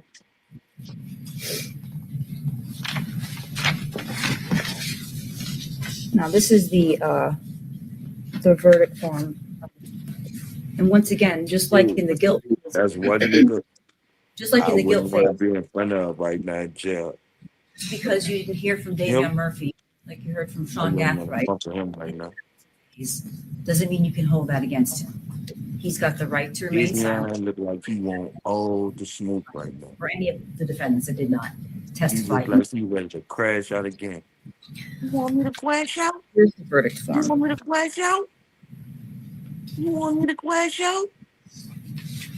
3 What you pages. did, man? Crash out? But on that second page is where it has jury recommendation. If you, the jury, that's a no to every aggravating factor listed, you have completed your deliberation. The foreperson shall date and sign at the end of their form. If you, the jury, answer yes to aggravating factors listed, proceed to section B. Jury recommendation. If fewer than 8 jurors, what? Vote for the death penalty. So you only need 8? Oh, no.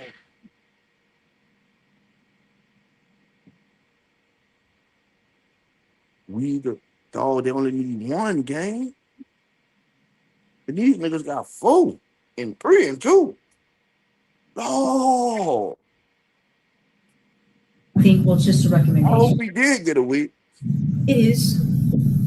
Melly asked too. They just deny him buying. We gonna Wait. get on his shit too, y'all. I'm gonna start watching Melly shit too. When you vote, it's going to be the vote. It's going to be the deciding factor as to what these We gonna individuals. watch Melly shit in the morning when I ain't gotta work. We gonna watch Melly shit in the morning because I be working in the morning. An 8 for If I gotta juror work in the morning, y'all ain't gonna see me all day.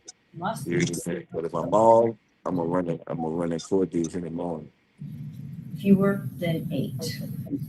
That means 7 of you can vote for death. 5 of you can vote for life.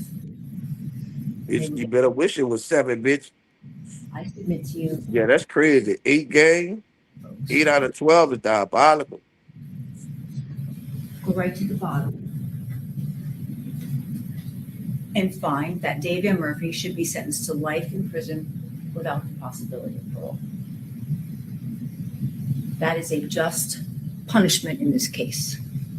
This is not the most aggravated of murders Right. and the least mitigated. What good would it do to execute an intellectually challenged, brain damaged 29-year-old male who's grown up on the streets of Jacksonville just trying to survive the gangs and the violence? Really?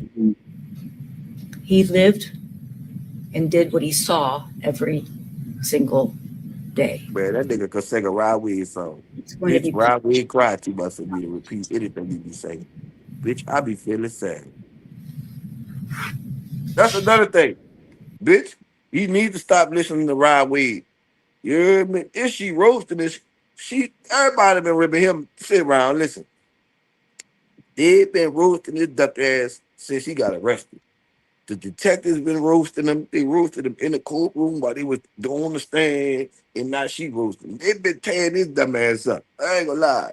Mr. Blue, blue, blue, blue, blue, blue, blue, blue, blue, blue, blue, blue, blue, blue, blue, blue, do, stupid duck ass. Why would you do that? You can tell Davion Murphy that he did a terrible thing. This is terrible.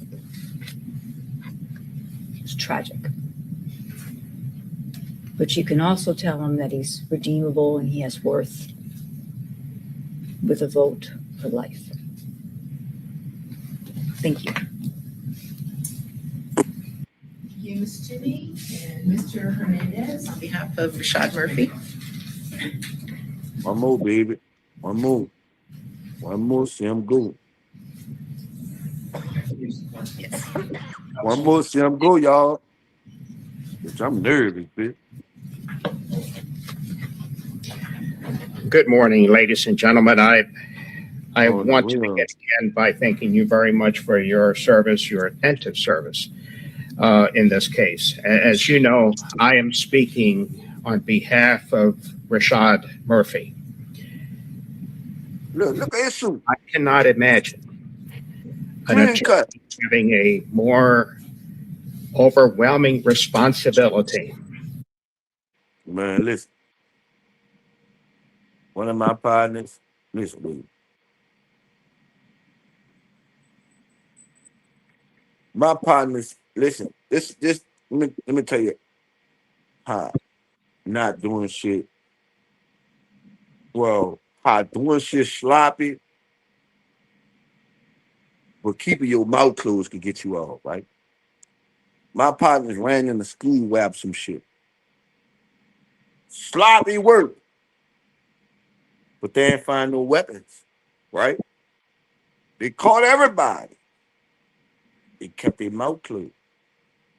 The most niggas done, well, one nigga got life because he actually opened his mouth and said some shit, right? He didn't tell on nobody. He just said some shit like, they tried to kill me, so I had to get them first, right? And then he got an AK-47 tattooed in his face, right before trial. So the judge looking at this crazy bitch like, oh yeah, bitch, you was really retarded. So I'm gonna give you life. Another nigga, he got 20-some years for the shit, right? Because somebody said they seen him.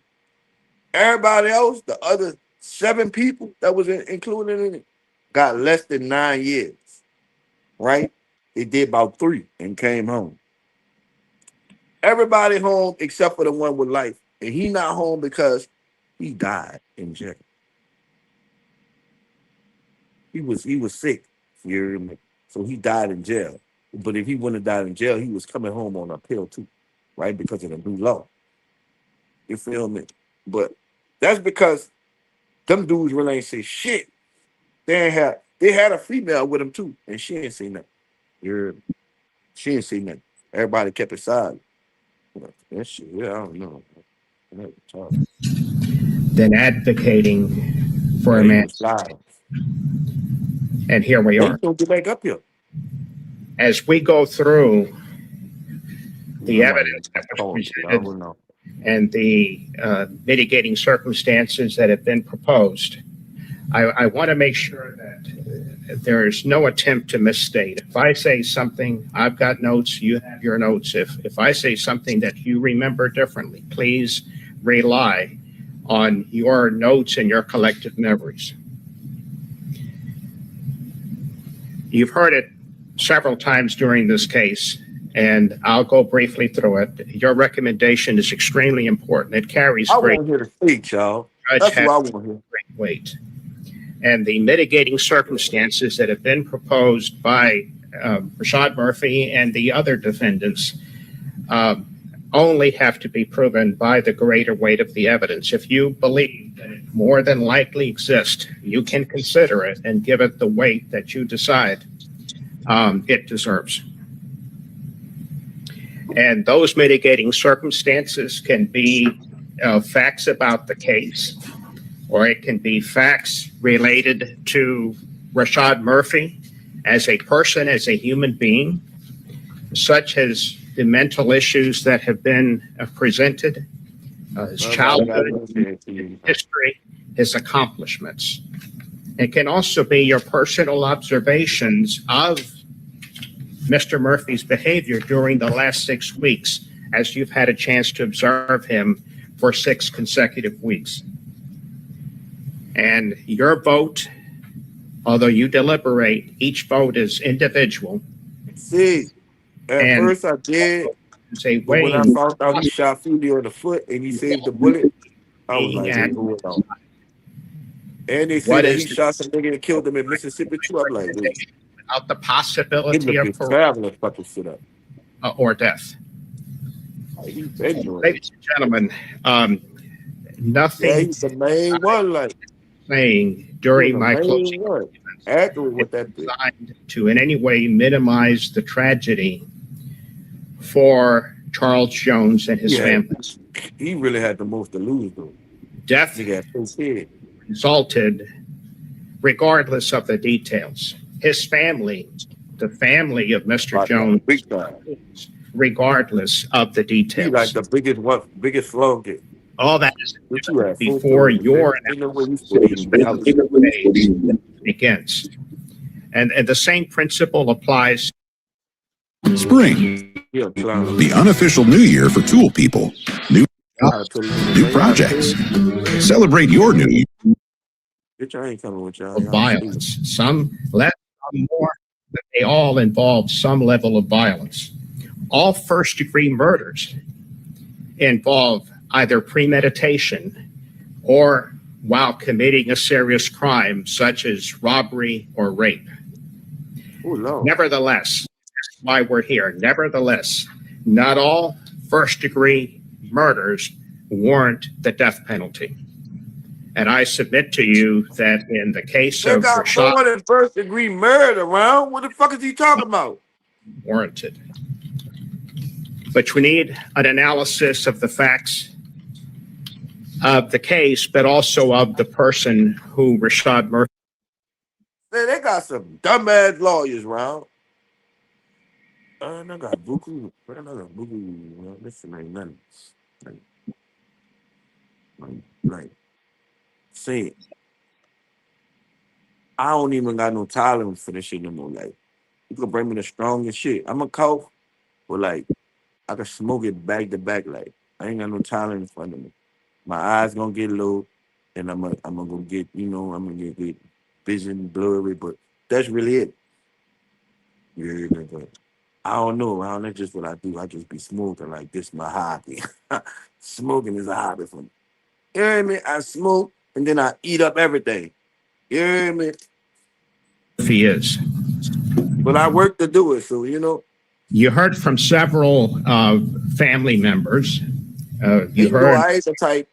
I'm not a Jermaine Staker and the mother. Jones type of nigga, I guess. They've known each other I really for don't care what people think. I like going on trips. I don't like going to clubs type shit. If that makes sense, like I'm that type of nigga. Two of his aunts, Hazel Dickerson on and vacation than in a nigga club. As well as his uncle, who testified here as well. I was to be at a ball with Murphy. You feel me? They all made it clear to you nigga him, but I'm a nigga, but I gotta wait for and that he has that type of a lot shit you hear. gaming qualities. They all You confirm. understand? Like, no disrespect, like I don't do free nigga shit. Like anything that all the niggas could come to for free without spending money, I ain't coming to it because bullshit gonna happen. You hear me? We ain't spend no money to come here. We don't give a fuck. Everybody get to come. All the bums, everybody get to come.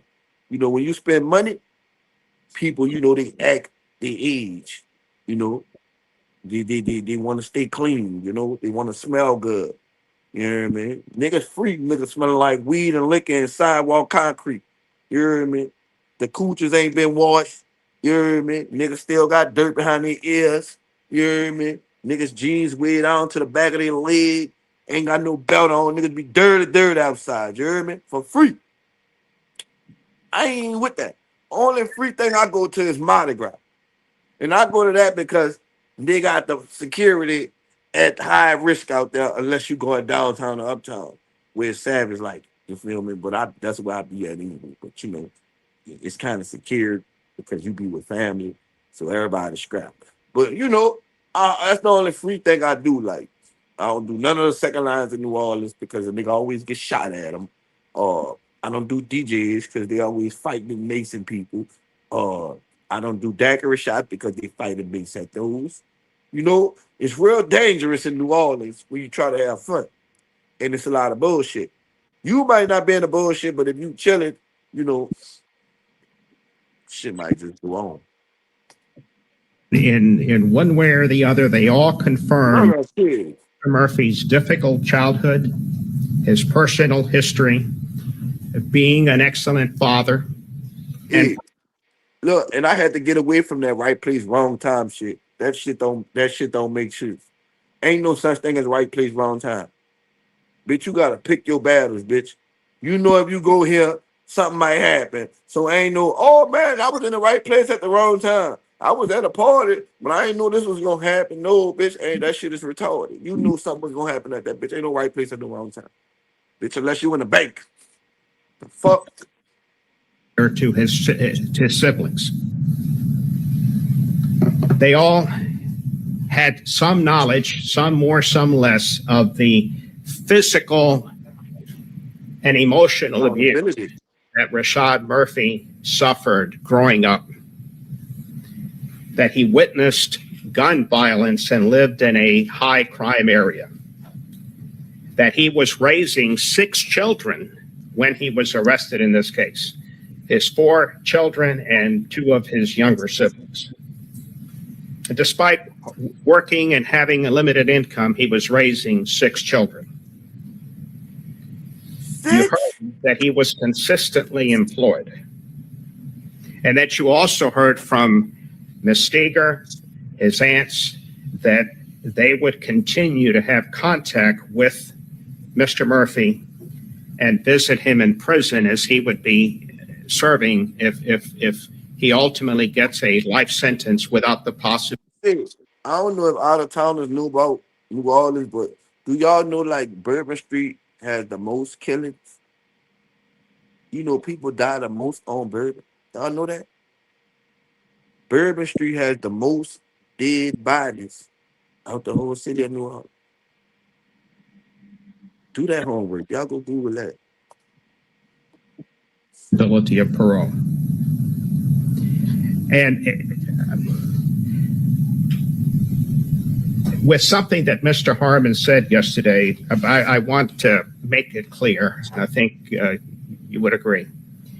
The fact that he has some loving family members, fiance, but going back to his childhood, having 2 loving parents, does not in any way erase the extremely difficult childhood that he had without a father, everybody in New Orleans like coming to the news, with a mother with a serious drug problem, and obviously he was taken out of the family home and placed in that. You also heard from Dr. Collins. If you come to New Orleans, be safe, mind your business, you good. All that's really friendly. Like, I ain't gonna lie, we cool. I ain't gonna say friendly, but we cool.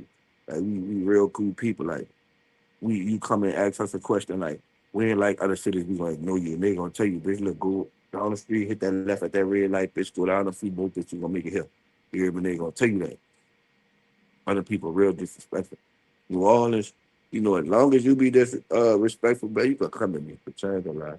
You can travel wherever you want, but you just gotta be careful. Don't be disrespectful, and keep your head on the swivel. Pay attention to everything. Don't be in people's business, but just pay attention to everything. You hear me?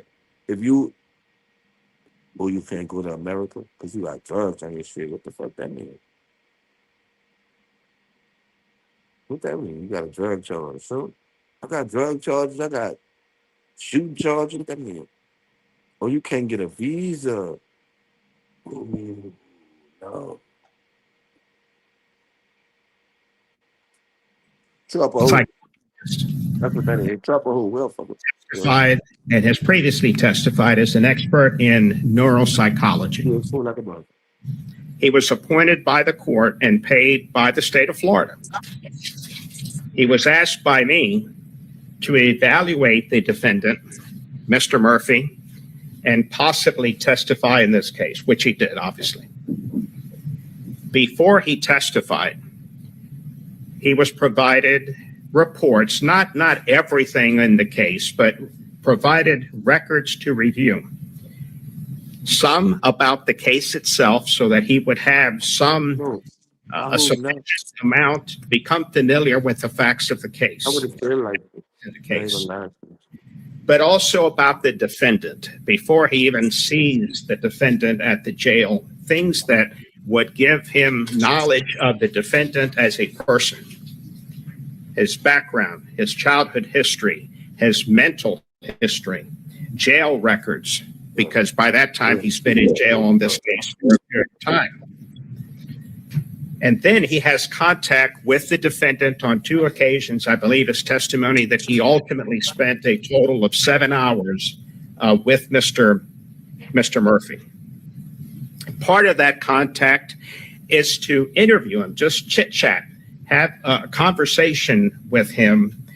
And the purpose of that is to get to know him, to find out, to determine whether he is going to be cooperative and whether he is going to provide truthful information. Really, him.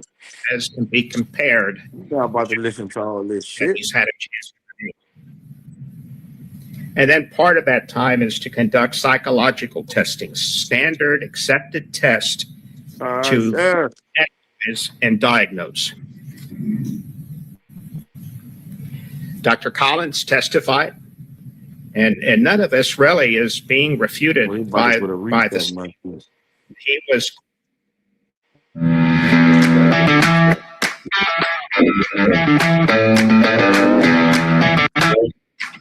Courtrooms, they get different around.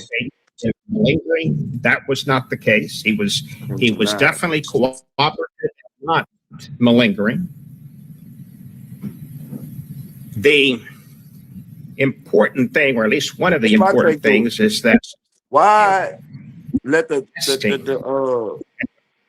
that were reviewed by the cameras would not let the people come and sit in on the literally indicating that Mr. Murphy was being truthful regarding his self-reporting about his childhood, about his background, about his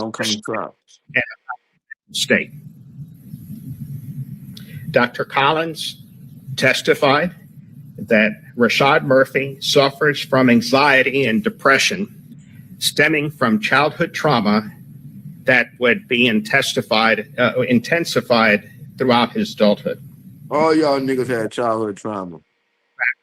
He, Rashad Murphy, was physically and emotionally abused by his father, I ain't gonna skip it for a stepfather, and in the foster home.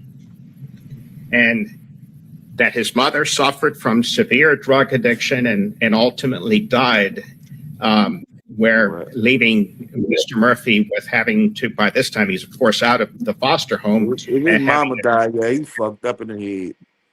Younger siblings. He confirmed, Dr. Collins. Man, you is a dumb nigga, bro. Like, fuck, bro. That dumbass notepad. Look at that dumbass notepad. Man, that nigga got 27 pages in that fucking composition notebook. Bitch, you been writing raps and ripping them out. Hey, he ain't learned his lesson. He been writing disrespectful op raps about Julio Foolio, and he tore him out that cheap ass composition notebook. Bitch, a composition notebook got at least 150 pages, bitch. Look at that book. At least 100. He been ripping out pages, Ron. Look at the book. He ain't been in there that long.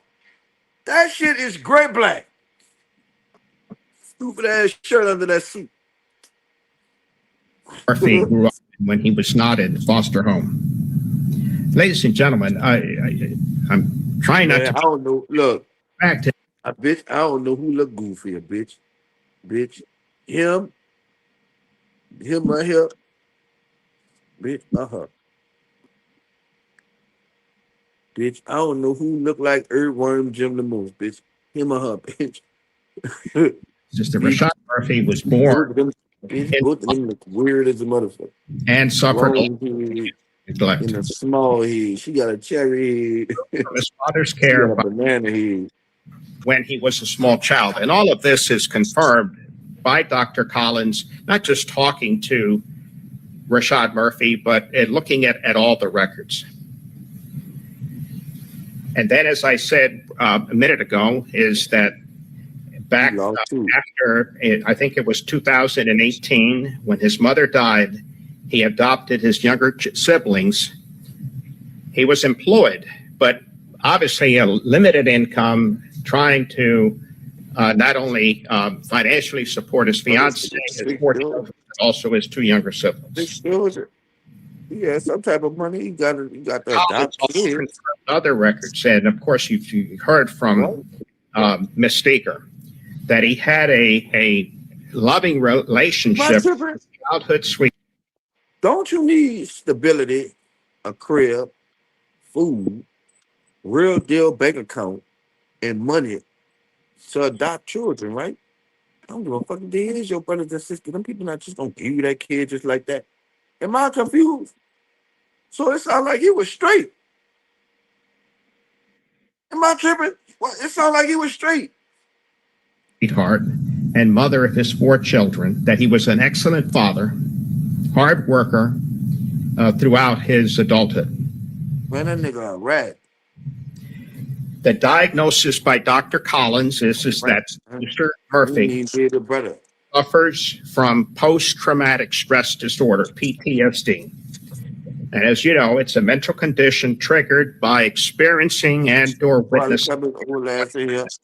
And it disrupts daily life. It affects his judgment, his decision making as an adult. And it goes back to his childhood. Once someone has PTSD, it doesn't magically go away. It can be treated with psychotherapy and medication, but his condition is always there and does not go away. It relates back to his childhood. And again, I should point out that, and I'll get to it in a minute, that Mr. Harmon, in cross-examination, I think, tried to discount it somewhat, but there was never anything presented by the state refuting this diagnosis. There was also the fact that his father, Rashad's father, had mental problems. That was documented. And also that Mr. Murphy's condition was noted in the jail records by state doctors before Dr. Collins even got involved. So you have corroboration that is and not disputed by the state, discounted, but not disputed. There's no expert saying otherwise. You also, through the testimony of Dr. Collins, heard that several examples of Mr. Rashad Murphy tried to help himself, better himself as a person while in prison. I ain't on the bullshit in New Orleans. That evidence has more than one indication. I suggest to you that it does show that he's trying to better himself as a person, but it also shows that it's indicative of not being a troublemaker, adapting to prison life, following strict rules and regulations, that if he was sentenced to life in prison without possibility of parole, he would not be a problem, a troublemaker in prison. He's been in jail 2 years without any problems. And as I said, trying to better himself, you have the exhibits that you can look at when you go back to deliberate. There were 3 composite exhibits presented to you. One is Defense Exhibit 1 dealt with education. He got his GED while in prison, while in jail, not prison. He got his GED while incarcerated on this case. He also, there's a series. Defense Exhibit number 2 has a several, I forget how many, 8 or 9 attached to that exhibit about different religious certificates and classes that he's attended, different religions, just showing religious awareness. Was presented during the testimony. He not only has been. Let's get to the state, y'all. And he Joseph bad. Him, I ain't gonna lie. Don't get to the state.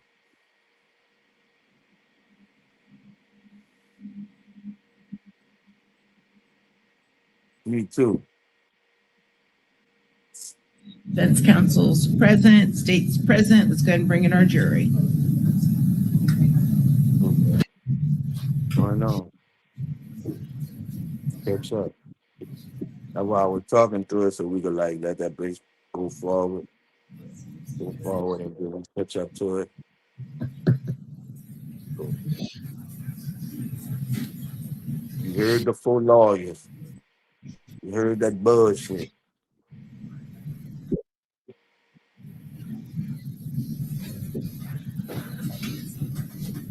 She look like she ready to go home. Rise, doors enter. Yeah, they cover this shit live.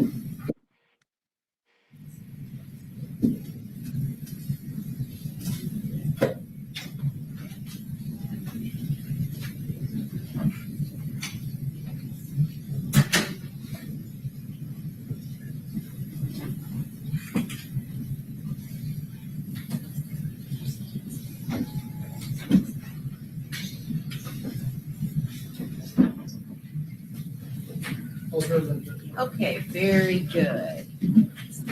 All right. I believe you all should each have a set of the final instructions before you, so you can read along while I read them to you. Members of the jury, you have heard all the evidence and the arguments of counsel. Now you must decide whether each of these defendants should be sentenced to life in prison without the possibility of parole or to death. In making your decision, you must first unanimously determine whether the aggravating factors alleged by the state have been proven beyond a reasonable doubt. An aggravating factor is the only circumstance recognized by Florida law that could result in a defendant receiving the death penalty. An aggravating factor increases the gravity of a crime or the harm to a victim beyond the harm in first-degree murder. You must not consider any other facts as an aggravating factor other than OMG, y'all. I swear by this one trick. Rolling travel advice for hours. Now she's got influencer brain. Not on the Friday round. The first-degree murder was committed in a cold, calculated, and premeditated manner without any pretense of moral or legal justification. Cold means the murder was the product of calm and cool reflection. Calculated means having a careful plan or prearranged design to commit murder. A killing is premeditated if it occurs after the defendant consciously decides to kill. The decision must be present in the mind at the time of the killing. The law does not fix the exact period of time that must pass between the formation of the premeditated intent to kill and the killing. The period of time must be long enough to allow reflection by the defendant. The premeditated intent to kill must be formed before the killing. However, for this aggravating factor to apply, a heightened level of premeditation demonstrated by a substantial period of reflection is required. A pretense of moral or legal justification is any claim of justification or excuse that, though insufficient to reduce the degree of murder, nevertheless rebuts the otherwise cold, calculated, or premeditated nature of the murder. Number 2, the first-degree murder was committed by a criminal gang member. The aggravating factors alleged by the state as to defendant Sean Gathright are: 1, Sean Gathright was contemporaneously convicted of a felony involving the use of violence to another person. 2, Sean Gathright knowingly created a great risk of death to many persons. 3, the first-degree murder was committed in a cold, calculated, and premeditated manner without any pretense of moral or legal justification. And again, the definitions are the same with regards to cold, calculated, premeditated, and pretense of moral or legal justification. The aggravating factors alleged by the state as to defendant Rashad Murphy are: number one, Rashad Murphy was contemporaneously convicted of a felony involving the use of violence to another person. Number two, Rashad Murphy knowingly created a great risk of death to many persons. Three, the first-degree murder was committed in a cold, calculated, and premeditated manner without any pretense of moral or legal justification. And again, the definitions of cold, calculated, premeditated, and pretense of moral or legal justification are the same.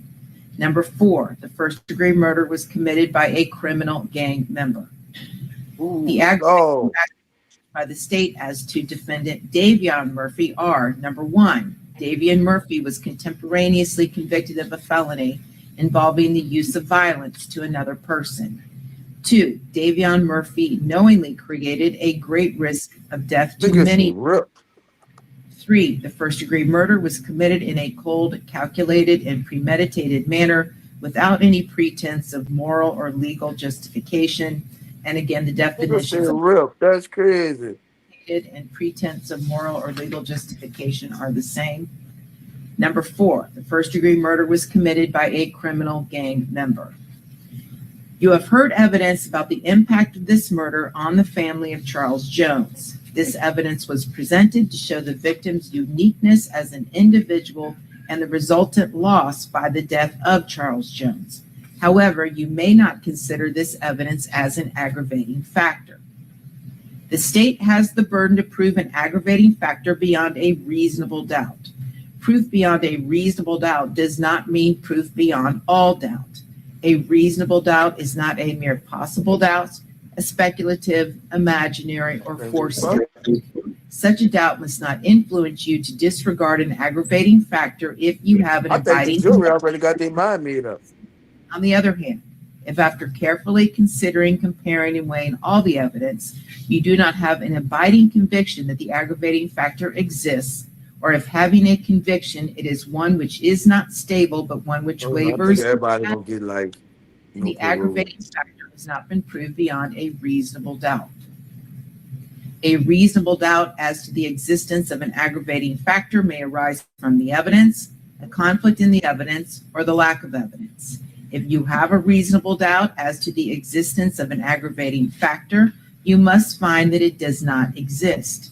However, if you have no reasonable doubt, you should find the aggravating factor does exist.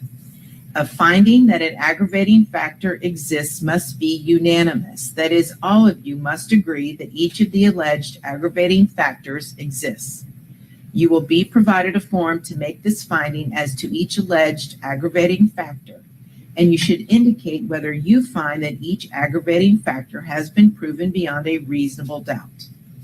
If you do not unanimously find that at least one aggravating factor was proven by the state beyond a reasonable doubt as to a defendant, then that defendant is not eligible for the death penalty, and your deliberations are complete. If, however, you unanimously find that at least one aggravating factor has been proven beyond a reasonable doubt as to a defendant, then that defendant is eligible for the death penalty, and you must consider additional matters to determine whether the appropriate penalty should be life in prison without the possibility of parole or death. First, each of you must determine whether any mitigating circumstances exist. A mitigating circumstance is not limited to the facts surrounding the crime. A mitigating circumstance may include any aspect of a defendant's character, background, or life, or any circumstance of the offense that may indicate the death penalty is not appropriate in this case. It is a defendant's burden to prove that one or more mitigating circumstances exist. Mitigating circumstances I bet the need not words prove. coming off them pages right now and them niggas. Instead, a defendant need only prove a mitigating circumstance by the greater weight of the evidence, which means evidence that more likely than not tends to establish the existence of a mitigating circumstance. If you determine by the greater weight of the evidence that a mitigating circumstance exists, you must consider it proven and give that evidence such weight as you determine it should receive. You need not reach a unanimous decision about whether a defendant has proven the existence of a mitigating circumstance. Any juror persuaded as to the existence of a mitigating circumstance considered in this case. Among the mitigating circumstances you may consider are mitigating circumstances as to defendant Isaiah Chance. Number one, Isaiah Chance's age at the time of the offense. 2, Isaiah Chance has no significant history of prior criminal activity. 3, Isaiah Chance was 21 years old at the time of the offense. 4, Isaiah Chance suffers from borderline intellectual disability as well as untreated attention deficit hyperactivity disorder, also known as ADHD. 5, Isaiah Chance's decision-making was impaired by his borderline intellectual disability and ADHD. 6, Isaiah Chance did not personally carry, display, use, threaten to use, or attempt to use a firearm during the commission of the offense. 7, prior to this case, Isaiah Chance had never been arrested. 8, Isaiah Chance cherishes fatherhood and has a great relationship with his 3 children. 9, Isaiah Chance has a loving and very close relationship with his parents, siblings, grandmother, and godmother. 10, Isaiah Chance helped his grandfather and grandmother when his grandfather had cancer. 11, Isaiah Chance attended church with his stepfather and his grandmother. 12, Isaiah Chance helped his mother around the house.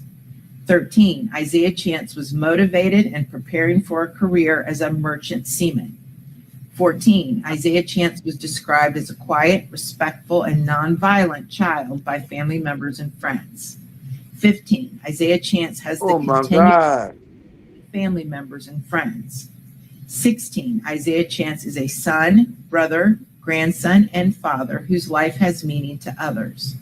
17, Isaiah Chance is capable of growth, redemption, and maturity because of his young age. That was his mom and them guns. Any other factors in Isaiah Chance's character, background, or life, or the circumstances of the offense that would mitigate against the imposition of the death penalty. Mitigating circumstances as to defendant Sean Gathright. Number 1, Sean Gathright has no significant history of prior criminal activity. Number 2, Sean Gathwright's age at the time of the offense. 3, Sean Gathright was 18 years old at the time of the offense. 4, Sean Gathright was raised in a military family with repeated parental deployments, resulting in frequent Isaiah was 21 and prolonged separations from both of his parents. He was 18. 5, Sean Gathright was primarily raised by his paternal grandmother due to parental absence and They gave him 19 reasons why he shouldn't be executed. That's what they said at 19. But he 21 when it happened. But this nigga was 18 when it happened. Stability throughout his life. 6, Sean Gathright lacked a stable male role model or consistent guidance during formative years while he was a teen. 7, Sean Gathright was subjected to verbal abuse by his father. 8, Sean Gathright was subjected to physical abuse and injury at the hands of his biological father. 9, Sean Gathright lived in an environment marked by fear, conflict, and lack of safety. He was Silver Spoon. 10, Sean Gathright struggled with identity formation. Wait.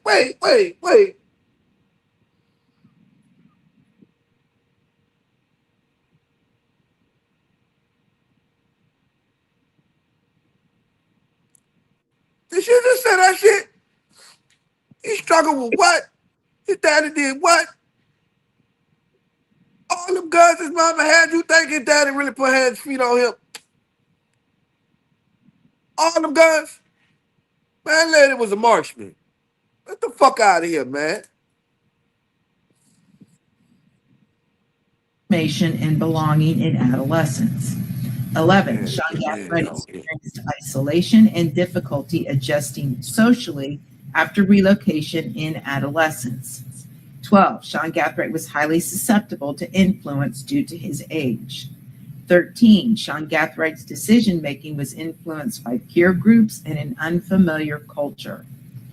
14, Sean Gathright is described as kind, respectful, and nonviolent by family and friends who know him. 15, Sean Gathright is optimistic and a positive support for family and friends. 16, Sean Gathright loves his sister, nephews, mother, grandmothers, and friends. 17, Sean Gathright is loved deeply by the family who have supported him. 18, Sean Gathright has been described as calm, well-mannered, and non-confrontational. 19, Sean Gathright has the capacity to contribute positively to those around him. 20, Sean Gathright is a son, brother, grandson, and friend whose life has meaning to others. 21, Sean Gathright is... Retailer mandates shouldn't be a threat to your bottom line. 22, but one Sean saves bullets. 23, thousands. Sean shoots people multiple times.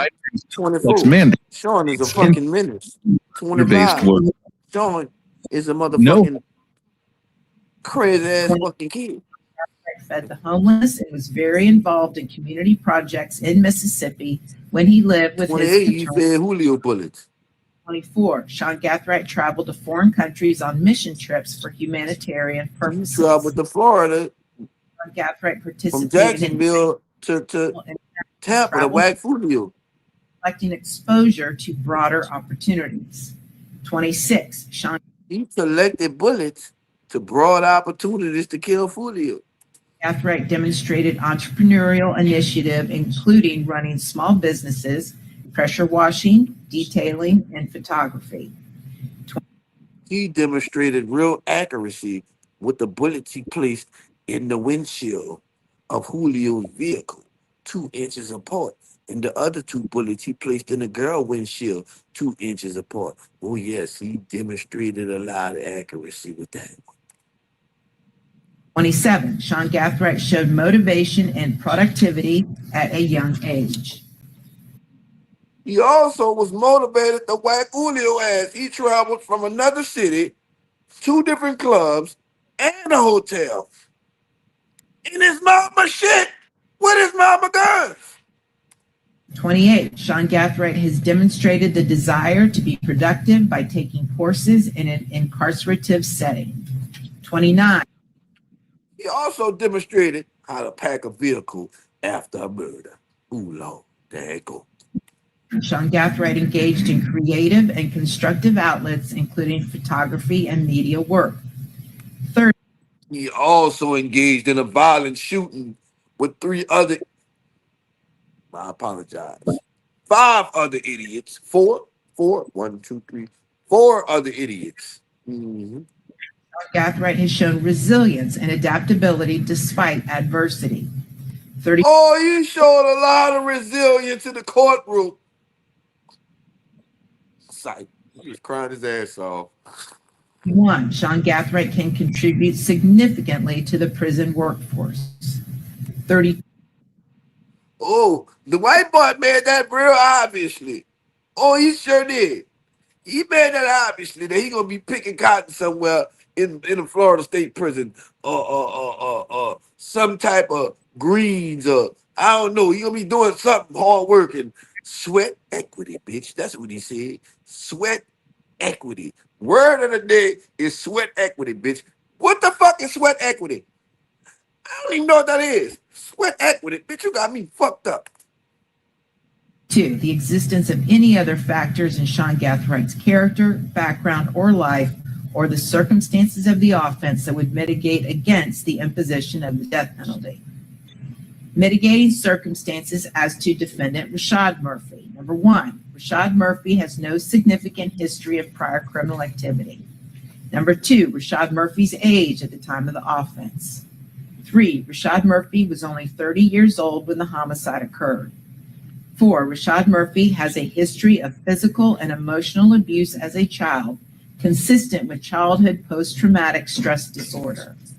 5, Rashad Murphy has maintained a loving relationship with family and friends while incarcerated. 6, Rashad Murphy has developed religious and spiritual awareness while incarcerated. 7, Rashad Murphy raised his younger siblings, including working jobs at a young age to provide financial support. 8, Rashad Murphy loves his children and has been a good father to them. 9, Rashad Murphy, as a minor, was removed from his primary home. Rashad Murphy got a face like a piranha. Rashad Murphy got a face like a Florida goldfish. Rashad Murphy look like every fat-faced fish in the ocean. Rashad Murphy look like everything under the sea that swim. The bitch got goldfish eyes. Bitch, tuck your eyes in. Why is your eyes sitting on top of the bottom of your eyelids like that, partner? What the fuck is wrong with your eyes? Why your eyes come out your head like that? You like the IRL monster nigga that spit his eyes out and hold them in his hand like this. Bitch, I don't know. You scared me. You scared me more than your cousin. I don't know. And why your hair like that? Why your hair cut like that? What? You know what? I'm gonna just mind my business. I'm gonna just mind my business. These niggas kill us. I don't want them to hear me. Placed into They foster already care kissing people through the phone. use situations in the primary home. 10. Rashad Murphy has no prior felony convictions. 11. Rashad Murphy has displayed appropriate behavior. Dog, y'all hear this? None of these niggas have prior felony convictions. You hear this shit? These niggas really threw their lives away around that street people. Ain't got no felony convictions. The fuck?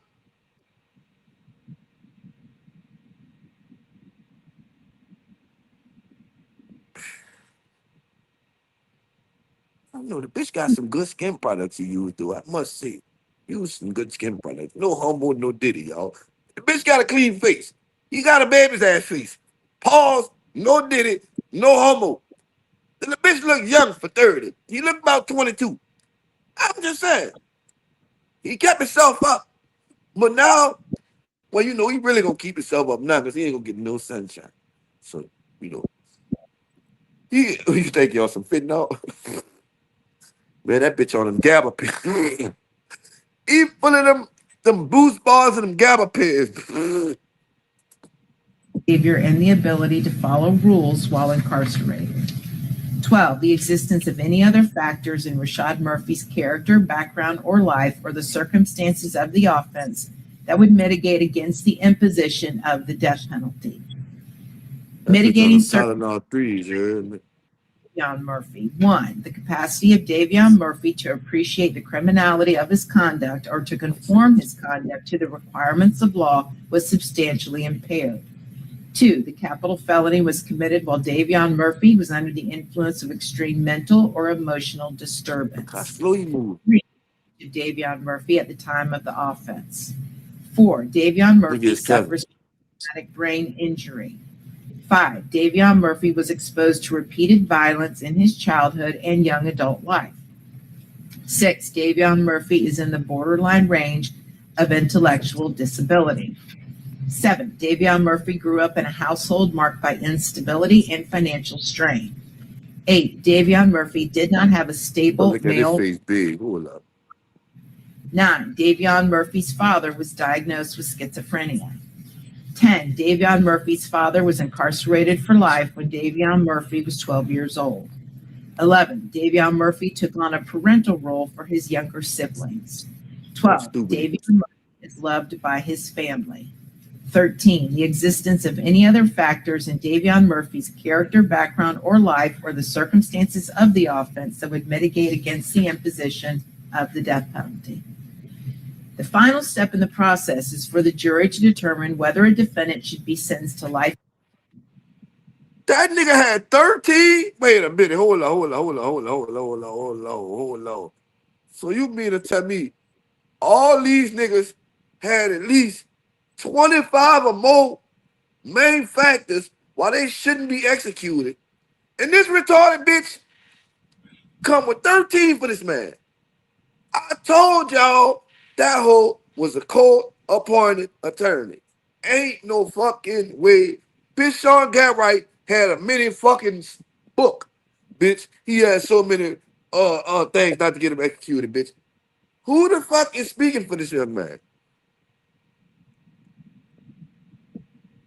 You see this shit? Oh, that's crazy. 13? 13, bro. 13, bro. Then you pick the number 13 out. Bitch, everybody hate Friday the 13th. You just Today, Friday, and you picked 13. You're a stupid nigga. Today is Friday, and he picked the 13th. In prison without the possibility of parole or to death. In making your decision, you must weigh all of the following factors. 1, whether sufficient aggravating factors exist, and 2, whether the proven aggravating factors Exactly. How you got that rule? Mitigating circumstances. The process of weighing aggravating factors and mitigating circumstances is not a mechanical or mathematical process. In other words, you should not merely total the number of aggravating factors and compare that number to the total number of mitigating circumstances. The law contemplates that different factors or circumstances may be given different weight or values by bitch, I'm starting to itch. I'm getting nervous. different decision-making When I get process. nervous, I'm going to itch. Must decide what weight is to be given to a particular aggravating factor or mitigating circumstance. Regardless of the result of each juror's individual weighing process, even if you conclude that the sufficient aggravators outweigh the mitigators, the law neither compels nor requires you to recommend it should be sentenced. If fewer than each juror's vote. So look, this morning I made a super coffee. So listen, I got an extra shot or some shit that my girl give me. Then I added cream, sugar, and I got this Starbucks cocoa. I use like a little out the pack every morning till it's gone, right? So this that motherfucking Mississippi dirt, I call it. Woo! And while I'm nervous, I feel like I'm on death row right now. Rhonda, I feel like I'm on death row right now. I feel like I want to punch Davion lawyer right now for them 13 motherfucking factors and everybody had more than me. I feel like I need a redo of factors. I feel like somebody need a redo of factors, bitch, because guess what? 13 wasn't enough when my partners them had 25 or more, bitch. I didn't get the memo that we needed more than 20. You hear me? I ain't know. So, Your Honor, could I redo my factors before you do your speech? You know what I mean? Because my lawyer is a bitch and she ain't get the memo and I'm about to bat the fuck out of her in this bitch. And before I bat the fuck out of her, I need a redo. So if you don't give me a redo, I'm slapping her right now in cuffs, straight up. Because no, I feel some type of way. The fuck? 13, these niggas got over 20? You gotta do a redo. Sentence that defendant to life in prison without the possibility of parole. If 8 or more jurors vote for the death penalty for a defendant, coffee too, y'all. So that's why I'm trying to smoke. For the death penalty. This recommendation is not binding on the court. However, I am required to assign and give great weight and deference to your recommendation. You will be provided forms to reflect your decisions. The fact that the jury can make its decision on a single ballot should not influence you to act hastily or without due regard to the gravity of these proceedings. Before you vote, you should carefully consider and weigh the evidence, realizing that human life is at stake, and bring your best judgment. It's gonna be the first time. Your decisions. Weighing the evidence. It is up to you to decide what evidence is reliable. You should use. Sean Gadd, right. If they hit him with the death penalty, this is what they're gonna do.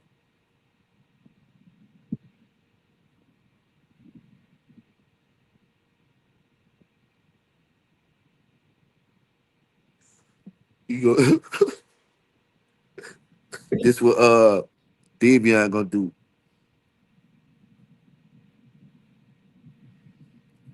Rashad, he gonna do this. He's just gonna look with the ugly look.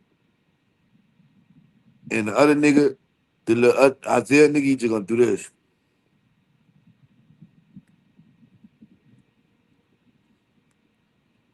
Watch what I tell you. Use your common sense in deciding which is the best evidence and which evidence should not be relied upon in considering your verdict. You may find some of the evidence not reliable or less reliable than other evidence. You should consider how the witnesses acted as well as what they said. Some things you should consider are: 1, did the witness seem to have an opportunity to see and know the things about which the witness testified? 2, did the witness seem to have an accurate memory? 3, was the witness honest and straightforward? I got a question. Y'all think if they do get life, y'all think they're gonna diss Foolio from jail? Y'all think they're gonna diss Foolio from jail? What y'all think? If they get life, y'all think they're gonna continue dissing from jail? You think they're gonna do like an interview from jail?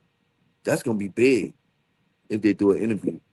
You hear me? But y'all think they're gonna continue dissing?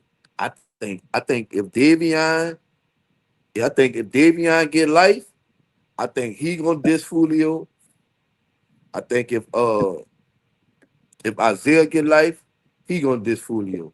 I don't think the other two gonna. I don't think the nigga with the children or the light skinned nigga. I think they done. I think the light skinned nigga gonna get fucked. By the way, no homo shit. But in Florida, I heard they real freaky up there. I think he gonna get fucked. Answering the attorney's questions. 4, did the witness have some interest in how the case should be decided? 5, does the witness He might be a witness on other evidence? on the RICO. He might Has come the home. witness received any money, preferred treatment, or other benefit in order to get the witness to testify? See, Gangster gave back a life sentence. So if he give up, if the light skinned nigga give up some murders, he could come home. Gangster gave up about 44 murders. I hope he got about 40 in this shit. I know what we heard about 20 that's unsolved. They only got like 2, 3 that was solved on this bitch. You heard me? So I know they know something. I know they know who done something. They better start telling. 7, Bitch. had any pressure or threat been used against the witness that affected the truth of the witness's testimony? 8, did the witness at some other time make a statement that is Yeah, Gangster inconsistent saw 44 unsolved murder. 44, 45 something. has the witness been convicted of a felony? Whether the state has met its burden of proof does not depend upon the number of witnesses it has called or upon the number of exhibits it has offered, but instead upon the nature and quality of the evidence presented. The fact that a witness is law enforcement does not mean that his or her testimony deserves more or less consideration than that of any other witness. Expert witnesses are like other witnesses with one exception. The law permits an expert witness to give his or her opinion. However, an expert's opinion is reliable only when given on a subject about which you believe him or her to be an expert. Like other witnesses, you may believe or disbelieve all or any part of an expert's testimony. Defendant Sean Gathright has become a witness in this case. You should apply the same rules to consider. Y'all know I got a partial interview on here with a nigga that's in the feds right now. He laid up that he unalived his nephew. His nephew was a federal informant. So he unalived his nephew, threw him in the water here, and he told the feds asked him, well, damn, he had a Rolex on. Why you ain't take the Rolex off his wrist? He told the feds, I want that dead nigga to tell time while he was gone. You hear me? I got the interview on my page, you hear me, on this page. It's called OG Pep, the OG Pep interview. You hear me? Out his mind. But listen, he said that he in jail right now. See, we got off the YouTube shit, so our shit went down. But now we on this bitch every day now. But we got some shit on this bitch. So the nigga Pep, he in jail with the nigga Gangster actually told on, right? Pep in cell 230, right? With my partner that's in the feds. The nigga who Gangster told on in cell 232. But I can't get the interview with him because he on appeal right now. He trying to fight, you hear me? He trying to fight to come home and he don't want to speak on this shit. You feel me? But Gangsta actually recorded him with a tape recorder. They got the paperwork and everything. Real still, I got the paperwork, but the paperwork I got, all right, I don't know if y'all been in jail before, but if you know a nigga who been in jail, right? Uncle Pep, the nigga paperwork, right? If I'm sleeping on my paperwork, I got my paperwork put up, I'm taking it out, putting it up, and I've been in here 10 years. The ink gonna fade off. If you know that any paper, the ink gonna fade off. So the shit that they sending me, the ink that faded off, so I'm barely seeing shit. So I got the AI the shit to get the AI to fill it in. You hear me? And I don't want to put that out because it's like I don't you know, I don't want to be. I don't want niggas to come at me like, man, you AI the paperwork when I'm just trying to make the words darker. And that's the only how I can make it darker. If I tell an AI, look, AI, make the words darker on the paperwork. You feel me? And you know, I put it out like that, but I ain't put the shit out because that's what I gotta do. And that shit too much. And there's too many fucking pages, around. There's so many fucking pages, around. But Gangsta told on OG Pep too. Testimony of And the other witness. the nigga Fetty, he told on Pep too. For the lawyers to talk to. All that's on the interview though. Y'all can go see.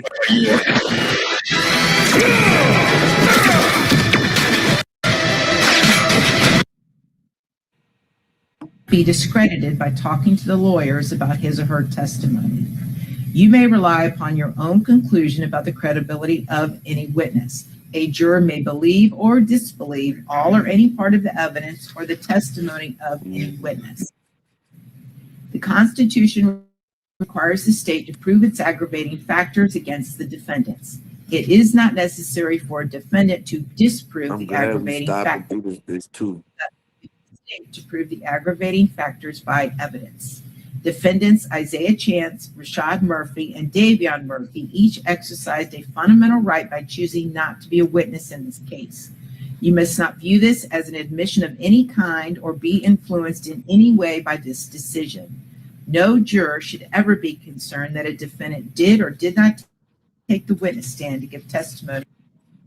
That was smart that they did not take the witness stand. Because on appeal, they never admitted guilt, right? This nigga right here, over.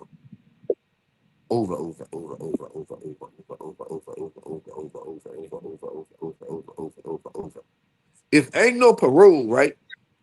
Ain't no chance of him getting parole, right? So there's no chance of him getting an appeal. I mean, you know, if they don't get parole,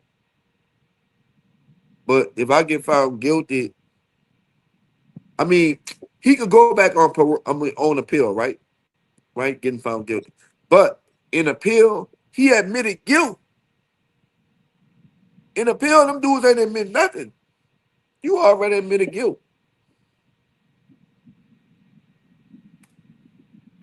In the case, criminal gang member applies only to defendants Isaiah Chance, Rashad Murphy, and Davion Murphy. Criminal gang means a formal or informal ongoing organization, association, or group that has as one of its primary activities the commission of criminal or delinquent acts. Look how white boy was looking at that boy, man. He was looking at that boy. Me. Common identifying signs, colors, or symbols, including but not limited to terrorist organizations and hate groups. Criminal gang member is a person who meets two or more of the following criteria. 1, admits to criminal gang membership. 2, is identified as a criminal gang member by a parent or guardian. 3, is identified as a criminal gang member by a documented, reliable informant. 4, adopts the style like everybody. 5, adopts the use of a hand sign identified as used by a criminal gang. 6, has a tattoo identified as used by a criminal gang. 7, associates with one or more known criminal gang members. 8, is identified as a criminal gang member by an informant of previously untested reliability, and such identification is corroborated by independent information. 9, is identified as a criminal gang member by physical evidence. 10, has been observed in the company of one or more known criminal gang members 4 or more times. Observation in a custodial setting requires a willful association. It is the intent of the legislature to allow this criterion to be used to identify gang members who recruit and organize in jails, prisons, and other detention settings. 11, has authorized any communication indicating responsibility for the commission of any crime by the criminal gang. Rules for deliberation. There are some general rules that apply to your discussion. You must follow these rules in order to return a lawful verdict. 1, you must follow the law as it is set out in these instructions. If you fail to follow the law, your verdict will be a miscarriage of justice. There is no reason for failing to follow the law in this case. All of us are depending upon you to make a wise and legal decision in this matter. 2, this case must be decided only upon the evidence that you have heard from the testimony of the witnesses and have seen in the form of the exhibits in evidence and these instructions. 3, remember the lawyers are not on trial. Your feelings about them should not influence your decision in this case. 4, your duty is to determine whether the appropriate sentence in this case is life in prison without the possibility of parole or death. Deciding a verdict is exclusively your job. I cannot participate in that decision in any way. Please disregard anything I may have said or done that made you think I preferred one verdict over another. The verdicts must be in writing, and for your convenience, the necessary verdict forms have been prepared for you, and they are as follows. Defendant Isaiah Chance, jury verdict form, penalty phase. We, the jury, find as follows as to Isaiah Chance in this case. A, aggravating factors. 1, we, the jury, unanimously find the state proved beyond a reasonable doubt that Isaiah Chance committed the homicide in a cold, calculated, and premeditated manner without any pretense of moral or legal justification. Cold means the murder was the product of calm and cool reflection. Calculated means having a careful plan to commit murder. Bitch, I got the pee, bitch. Hold up, bitch. Hold up, bitch. Bitch, I got the pee, bitch. Hold on, y'all. Bitch, they about, hold on, y'all. Hold up. I got the pee. Hold up. Oh, no. I got the pee right now. Oh, fuck.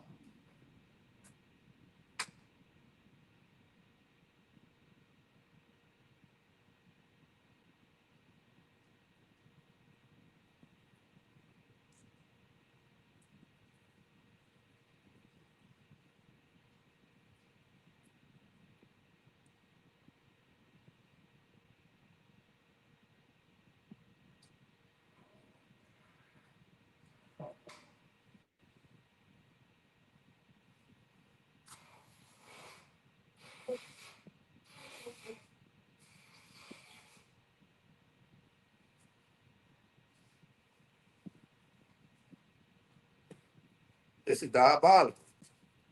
This is crazy. Here we go. The defendant consciously decides to kill. The decision must be present in the mind at the time of the killing. The law does not fix the exact period of time that must pass between the formation of the premeditated intent to kill and the killing. That penalty shit crazy, bro. Enough to allow reflection by the defendant. The premeditated intent to kill must be formed before the killing. However, for this aggravating factor to apply, a heightened level of premeditation demonstrated by a substantial period of reflection is required. A pretense of moral or legal justification is any claim of justification or excuse that, though insufficient to reduce the degree of murder, nevertheless rebuts the otherwise cold, calculated, or premeditated nature of the murder. And you would check yes or no. 2, we, the jury, unanimously find the state proved beyond a reasonable doubt that Isaiah Chance was a criminal gang member at the time of the homicide. Again, check yes or no. If you, the jury, answered no to every aggravating factor listed, you have completed your deliberations. The foreperson should state and sign at the end of this form. If you, the jury, answered yes as to any aggravating factor listed, proceed to Section B. Section B, jury recommendation. If fewer than 8 jurors vote for the death penalty, your recommendation must be for a penalty of life in prison without the possibility of parole. If 8 or more jurors vote for the death penalty, your recommendation must be for the death penalty. Check only 1. We, the jury, have unanimously found the state proved one or more aggravating factors.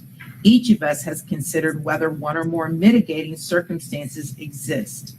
Each of us has weighed whether the proven aggravating factors are sufficient and whether the proven aggravating factors outweigh any proven mitigating circumstances. We have further considered whether Isaiah Chance should be sentenced to life in prison without the possibility of parole. We, the jury, find Isaiah Chance should be sentenced to life in prison without the possibility. Sorry, just forgot to say that. Oh, okay. Let me back up. We have further considered whether Isaiah Chance should be sentenced to life in prison without the possibility of parole or death. And then you would check one of the following 2. We, the jury, find Isaiah Chance should be sentenced to life in prison without the possibility of parole Or we, the jury, find by a vote of blank to blank, and you would fill that in, that Isaiah Chance should be sentenced to death. Dated this blank day of May 2026 in Hillsborough County, Florida. Yeah, I was like, what the fuck? As to defendant Sean Gathright, jury verdict form, penalty phase. We, the jury, find as follows as to Sean Gathright in this case. 8 aggravating factors. 1, we, the jury, unanimously find the state proved beyond a reasonable doubt that Sean Gathright committed the homicide in a cold, calculated, and premeditated manner without any pretense of moral or legal justification. And then the definitions I've already read to you regarding cold, calculated, premeditated, and a pretense of moral or legal justification. Again, you would check yes or no. 2, we, the jury, unanimously find the state proved beyond a reasonable doubt that Sean Gathright created a great risk of death to many persons. And again, you would check yes or no. Number 3, we, the jury, unanimously find the state proved beyond a reasonable doubt that Sean Gathright was contemporaneously convicted of a felony involving the use of violence to another person. Again, check yes or no. If you, the jury, answered no to every aggravating factor listed, you have completed your deliberations. The foreperson should date and sign at the end of this form. If you, the jury, answered yes to any aggravating factor listed, proceed to section B. B, jury recommendation. If fewer than 8 jurors vote for the death penalty, your recommendation must be for a penalty of life in prison without the possibility of parole. If 8 or more jurors vote for the death penalty, your recommendation must be for the death penalty. Again, check only one.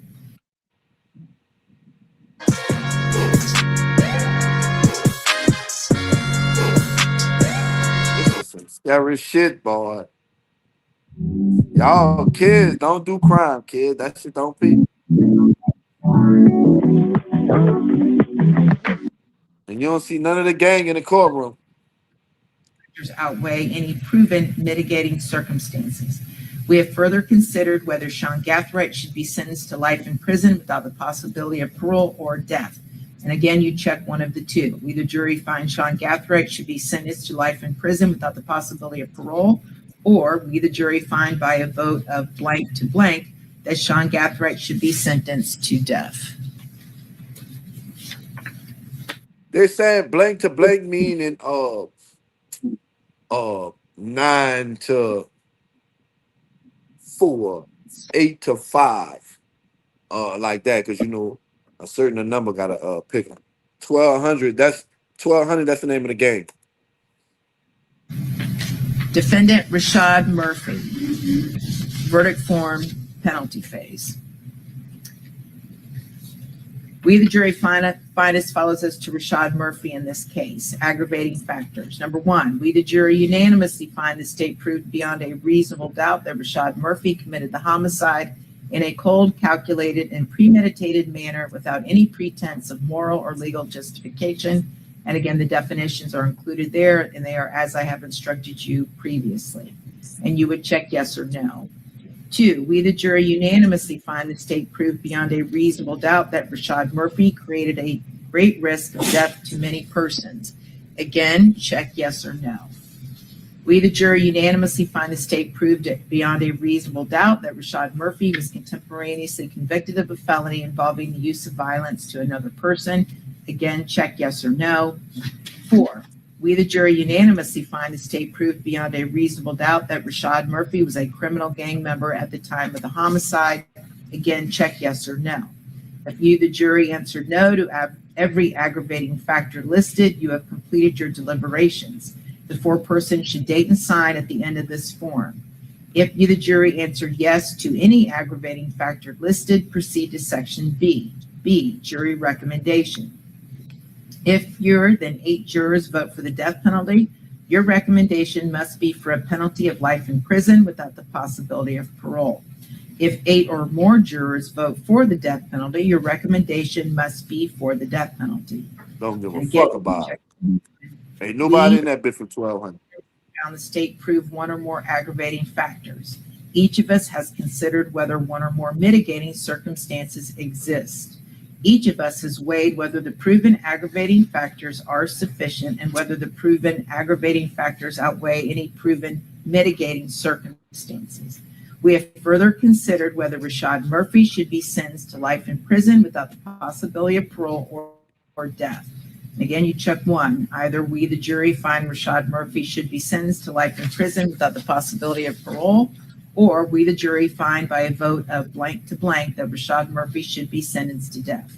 Gave this blank day of May 26 in Hillsborough County, Florida. Again, lines for the foreperson to sign and print their name. Defendant Davion Murphy, verdict form penalty phase. We, the jury, find as follows as to Davion Murphy in this case. A, aggravating factors. 1, we, the jury, unanimously find the state proved beyond a reasonable doubt that Davion Murphy committed the homicide in a cold, calculated, and premeditated manner without any pretense of moral or legal justification. And again, the same definition applies. I previously instructed you, and you would check yes or no. 2, we, the jury, unanimously find the state proved beyond a reasonable doubt that Davion Murphy created a great risk of death to many persons. Again, check yes or no. Number 3, we, the jury, unanimously find the state proved beyond a reasonable doubt that Davion Murphy was contemporaneously convicted of a felony involving the use of violence to another person. Again, check yes or no. 4, we, the jury, unanimously find the state proved beyond a reasonable doubt that Davion Murphy was a criminal gang member at the time of the homicide. Again, check yes or no. If you, the jury, answered no to every aggravating factor listed, you have completed your deliberations. The foreperson should date and sign at the end of this form. If you, the jury, answered yes to any aggravating factor listed, proceed to section B. B, jury recommendation. If fewer than 8 jurors vote for the death penalty, your recommendation must be for a penalty of life in prison without the possibility of parole. If 8 or more jurors vote for the death penalty, your recommendation must be for the death penalty. And you'll only check one. We, the jury, have unanimously found that the state proved one or more aggravating factors. Each of us has considered whether one or more mitigating circumstances exist. Each of us has weighed whether the proven aggravating factors are sufficient and whether the proven aggravating factors outweigh any proven mitigating circumstances. We have further considered whether Davion Murphy should be sentenced to life in prison without the possibility of parole or death. And again, you check one of these. We, the jury, find Davion Murphy should be sentenced to life in prison without the possibility of parole, or we, the jury, find by a vote of blank to blank that Davion Murphy should be sentenced to death. Dated this blank day of May 26 in Hillsborough County, Florida. Again, signature and lines for the foreperson to sign and print. Nigga say he sleep. Well, you paying attention now. What you should do is choose a foreperson, and you keep the same foreperson if you decide who will preside over your deliberation. Foreperson should see to it that your discussions are carried on in an organized way and that everyone has a fair chance to be heard. It is also the foreperson's job to sign and date the verdict form when your deliberations are concluded and to bring the verdict form back to the courtroom when you return. During deliberations, about the case only with one another and only when all jurors are present in the jury room. If a juror goes to the restroom, the deliberation should stop until the juror returns. You are not to communicate with any person outside the jury about this case until you have reached a verdict. You must not talk about this case in person or through the telephone, writing, or electronic communication, such as a blog, Twitter, email, text message, or any other means. These communication rules apply until I discharge you at the end of the case. If you become aware of any violation of these instructions or any other instruction I have given in this case, you must tell me by giving a note to the bailiff. Many of you may have cell phones, tablets, laptops, or other electronic devices here in the courtroom. The rules do not allow you to bring your phones or any of those types of electronic devices into the jury room. Kindly leave those devices on your seats where they will be guarded by the bailiff while you deliberate. If you need to communicate with me, send a note through the bailiff signed by the foreperson. If you have voted, do not disclose the actual vote in the note. Calm down, baby. Please before I answer, so it may take some time. You may continue your deliberations while you wait for my answer. I will answer any questions if I can in writing or orally here in open court. During the trial, items are received into evidence as exhibits. You may examine whatever exhibits you think will help you in your deliberations.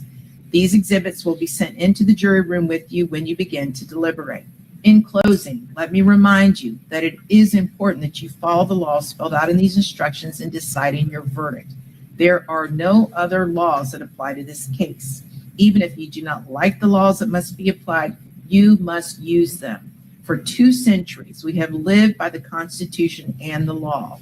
No juror has the right to violate rules we all share. Okay, so does anyone have any electronic devices in the, okay, so you guys kind of know the drill. Juror 168, Mr. MN, do you have anything in the jury room that you need to get out? Okay, so this is the same as last time, right? So you guys we're going to go into the jury room. Do not begin discussing anything about this case until our alternate has left and until the bailiffs have left. You will receive all of the evidence that was submitted, and you will also receive, the bailiffs will bring in the actual final verdict form. Each of you, again, were given a copy for your own use, but the official verdict form will be the stapled copies that the bailiff brings in, and that's what you all are to utilize. Okay, very good. So I'll talk to our alternate after you grab your items. If you have any electronic devices on you now, anything, leave them in your chair. Otherwise, the bailiff will collect them and bring them out here. All right. Here we go, y'all. This is it. This is it, y'all. This is it. Oh, you must got out of here. Yeah, because I'm down at 26. So she got to be screening, bro.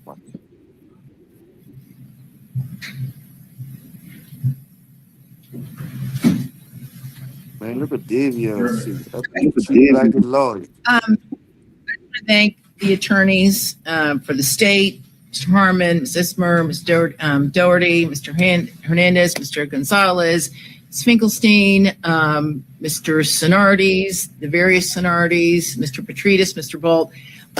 You all are just the height of professionalism and ethics, and it really is a pleasure to have you in my courtroom. I never, ever have to worry. No problem. I got y'all with the Miller trial too, man. You're treating me disrespectfully, and it really just makes my job simpler. So I do appreciate it. So I just want to commend you all for that. Thank you. Okay, so I don't even really have the words to thank you for your service. It's such a hard thing in these cases, particularly cases of this magnitude. I wonder how much the jury get paid after all this. You have to sit and listen to all the evidence, and then we tell you, surprise, you don't actually get to partake in the decision. But I do hope you realize how critically fundamental you are to the process. As we discussed before, in these cases, we have to have 12 people decide these verdicts. And if something happened and we didn't have an alternate, we'd have to start all over. And you now very well are very familiar with all that goes into these. By 12, they care by 6. On behalf of everyone, on behalf of the citizens of Hillsborough County, thank you so much for your service. And the good news is you are now released from your jury service. You're free to talk to whoever you would like to about the case. You're free to stick around. You're free to go. And again, just thank you so very much. Thank you.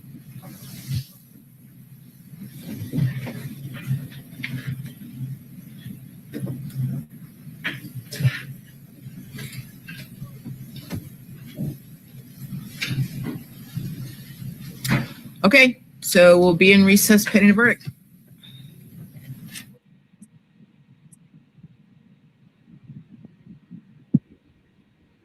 We in recess pending a verdict, y'all. Hopefully we're a little behind, so let me see. Yeah. Kayak told me hotel prices just dropped. Now we can finally stop scrolling for travel hacks. We gotta wait a whole 4 hours. Shit. Fucking dirty. Somebody about 45 minutes.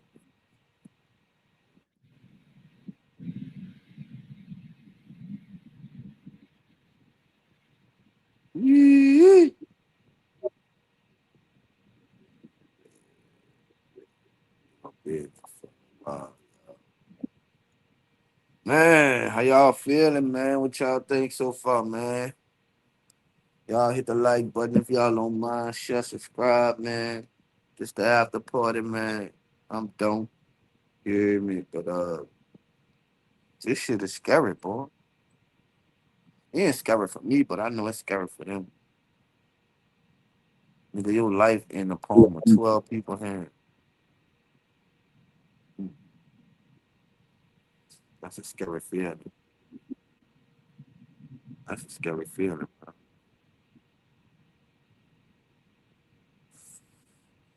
That's a scary feeling. Then everybody look like they just know what's about to happen. Do they need diapers? What? When them fucking jurors come back, that's when shit gonna get hectic. That's what we gonna see. That's when we gonna see. When them fucking jurors come back.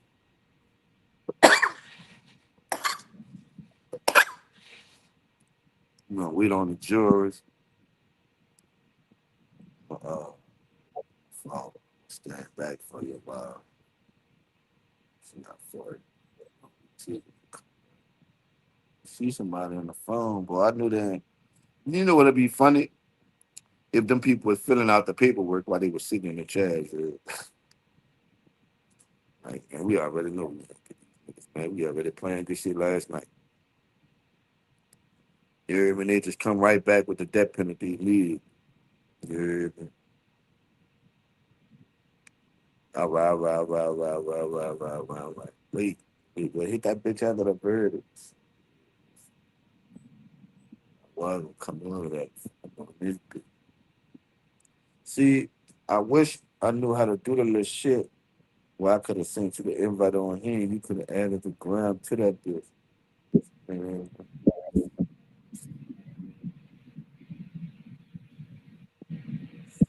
Yeah, niggas out of grab. That's why when I get that, once that I touch that 1,000, I'm on. I ain't far from it. Dude. I just gotta add about 50 old people. I got 50 people to add, but I don't touch them. But I'm gonna add the 50 so we can go live. And then once we go live, we're gonna be on Instagram, YouTube, Twitch, and Kick. Right now we just on Twitch and YouTube. You feel me? Right now. I just got it on Twitch and YouTube. I'm gonna use the two platforms. But once we touch that K, it's up. It's up. Oh, you home? All right, I'm home too. I'm home too, sister. Yeah, but what y'all think do, man? Y'all think they chap? Y'all think they fuck? Y'all think they fuck?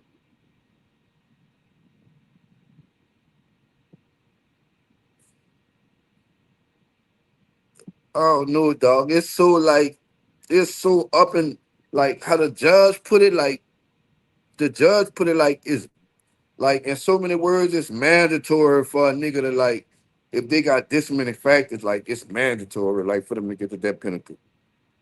You know what I mean? Like how the judge put it, like it's mandatory for them to get the death penalty. You know what I mean? Trying to remember what news I was watching yesterday about that shit with the lawyer and shit.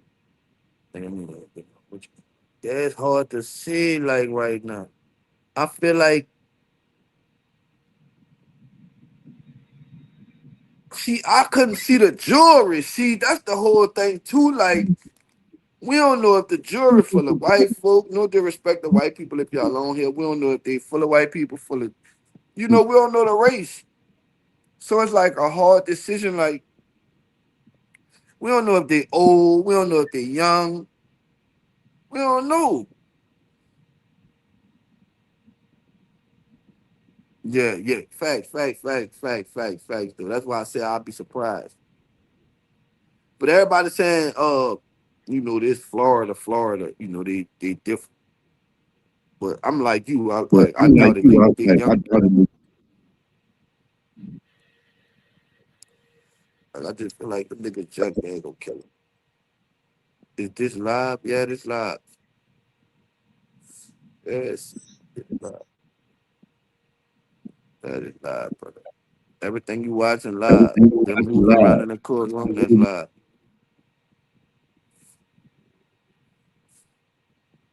Right. Go back. We've been watching this shit for 3 hours now. Since they started. We've been watching all the prosecutors. Niggas said no, it's pre-record. You didn't watch all the prosecutors come pop their shit. You watch the judge pop our shit. We watched all the factors why these niggas shouldn't be unalive. Now we waiting for the jury to come back with the what you call it. And they only been gone for like 2 minutes now. So this type of shit right here takes like an hour. But this what I can say. When they got found guilty, it didn't take them more than an hour and a half. Yeah. So we might get lucky again. Right there. And we behind right now. So we behind. We behind.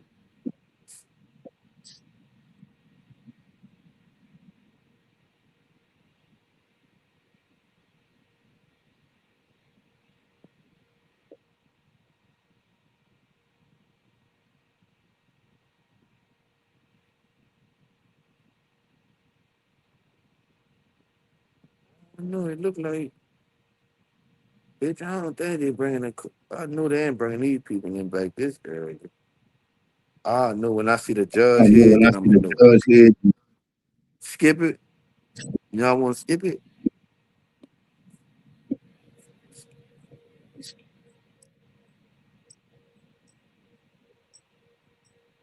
Yeah, because I want to see what's going on right here.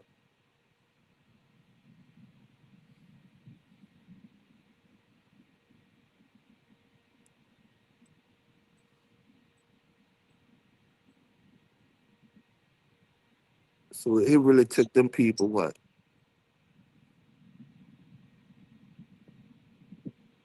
11 days to find them guilty? 5 for the death penalty phase? That's crazy work right there. Why you upset?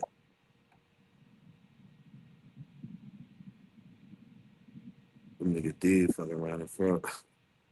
Why you upset? What happened?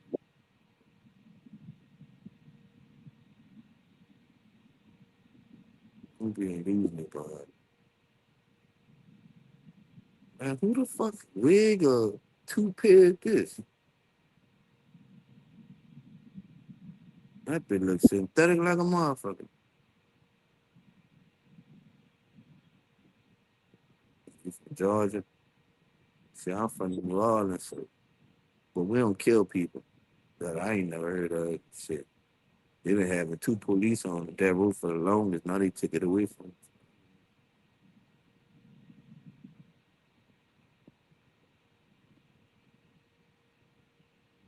It's gonna end, you think? I don't think it's gonna end.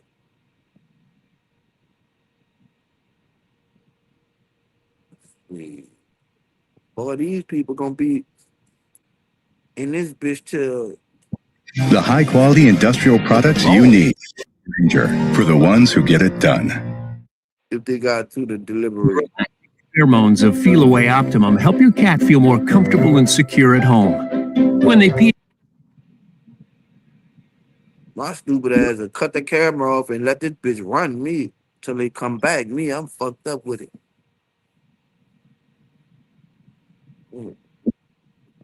Straight up. I've been and did all type of shit. Oh, what's that?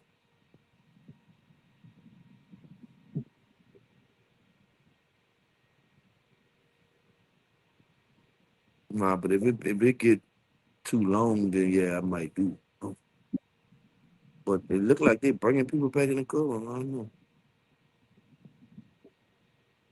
I don't think so. I feel like they gon' I feel like they already made their mind up. Me personally,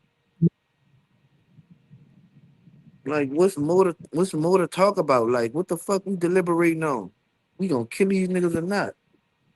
It's just that simple. I'm ready to go home. No, screw it up. We gotta think about, man. Listen, We gonna kill him or not?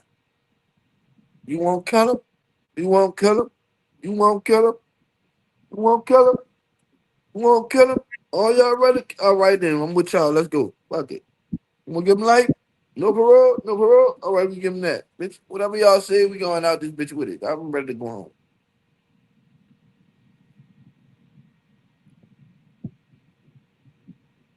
Fuck yeah, like you got caught with 80 bodies buried.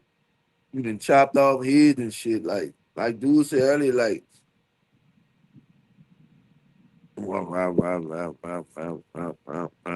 who live on IG? You know what I mean? Them niggas ain't do no real, fuck Jeffrey Dahmer even got like, huh?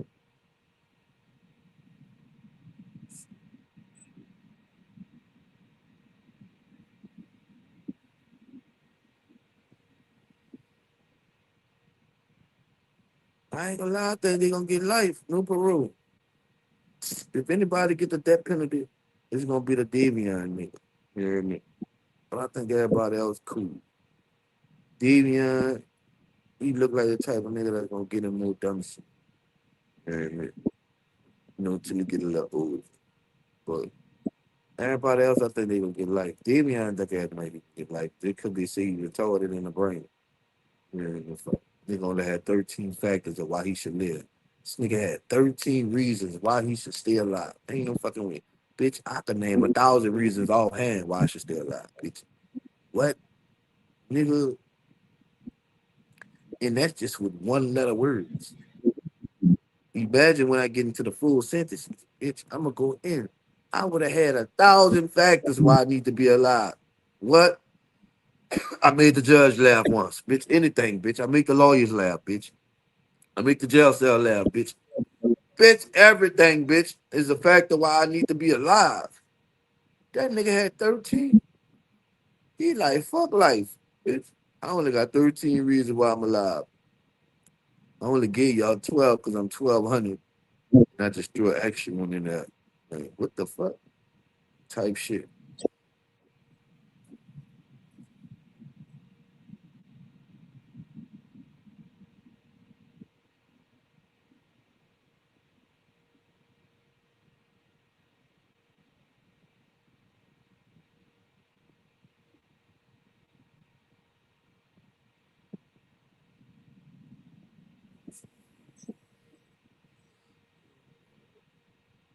Then y'all really ambush dude like on some, like really on some army type shit. There was no escape. I don't know. It all depends. Like some deliberations, like when they found them guilty, it didn't take that long. That's why I'm saying, like, I don't really think it's gonna take them that long. I think it's gonna be about an hour. I think it's gonna be about an hour. Right now, they should be just receiving their last paperwork, waiting on the deputies to leave out. Probably getting their last little uh uh don't be upset. Probably getting their last little shit how to do it. Yeah, man. Yeah, showing parents experience like a motherfucker. That's all. He just getting their last little blah blah. Just what you sign. This what you do the X on. Probably reading that paperwork over at the judge. Until the judge will come out right after they finish and get shit again. It's a boring ass process. Imagine having to sit in the courtroom. Imagine that. Imagine you just in the court. Uh, Imagine you in trial in Orleans Parish and you gotta sit on the docks. Man, in some of the docks, the bathroom fucked up. Like the toilet still got shit in that bitch from 10 years ago, 4 years ago. Nigga, the toilets behind the judge chambers, nigga. I don't know about the judges, but the inmate shit, nigga, they got shit in the toilet from 8 to 9 years ago. Like it's infested. The floor is fucked up. There's only one bench. So you'll have four niggas to fit that bench. Everybody else standing up or sitting on the floor. Then they don't want to sit on the floor because the shit. You hear me? Boy, listen. I don't really know how everybody else shit is, but I know all these that's fucked up. That shit real fucked up. Man, what's going on the ground, man? Tell me, ain't nothing going on the ground. We could jolt the ground while we waiting on this. I spoke with Foolio, man.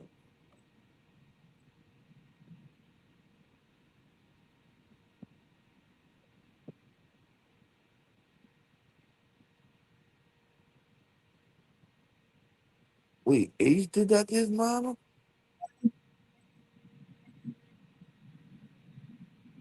No, what she said them doing? How you know Ace did it? I know his mama got hit up. That's why they were like, she got her get back.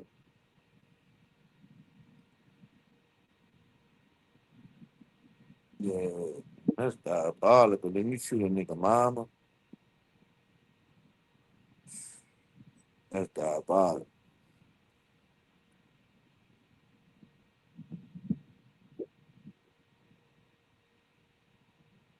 Yeah, them docs, the worst type of shit, bro.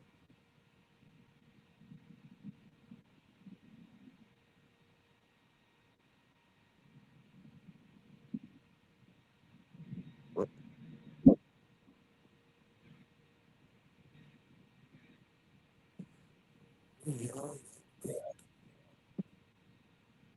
Oh, that's wild. Why would he do that? What type of nigga shoot a nigga mama? Oh yeah, you know Ace gonna get in. You know he gonna get in, bro.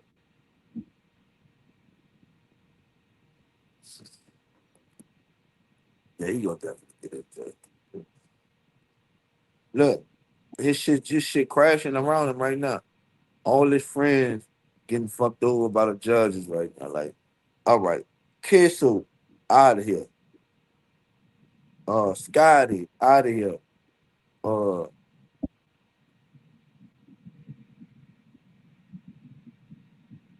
all them niggas out of here. 23 dead.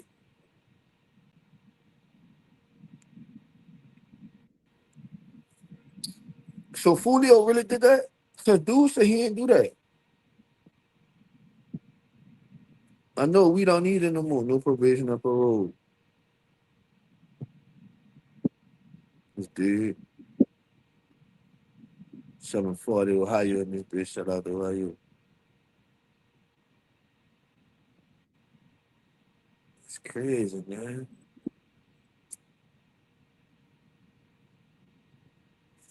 This is crazy. Yeah, when I see you. They down bad for that. But I feel like everybody down bad. I feel like, check it out. All right, this is my personal opinion on. All right. You can't make me mad talking about dead people, right? They already did. What the fuck? Can't do them nothing, right? Right? You can't do my dead people. Oh, fuck you did, homie. I'm smoking on you. Smoke on, partner. Smoke on. The fuck? Smoking his ass too. You heard me? But that shit don't bother me. Once you go to pissing on shit I paid for my people, and you go to spitting on shit I paid for my people, and you go to showing up, tearing shit up that we left for my people, and you go to shooting videos, stumping on some shit that I done paid $5,000, $10,000 for my people. You hear me? Now you being disrespectful. But you just said, oh, cause nigga in school we used to say, you did, man. You hear me? Like, whatever. Like, but once you take the extra step to disrespect them, when you go to disrespecting like shit that we didn't set up, candle lights and all that shit, then that's a different thing. You hear me? That's a different thing. But you saying some shit, little words, man, that's the fucking. And that did bother me though. Shit, what they put the camera out? Y'all know when the camera go to the ceiling, then the fuck, the fuck, the fuck, the fuck. Yeah, they went to the grave site. Them niggas went to the grave site with all Jordans and shit, pointing middle fingers, gun signs, and holding up Jordans to them and shit. I'm already dead, bro. My mama got to come here and, like, what the fuck?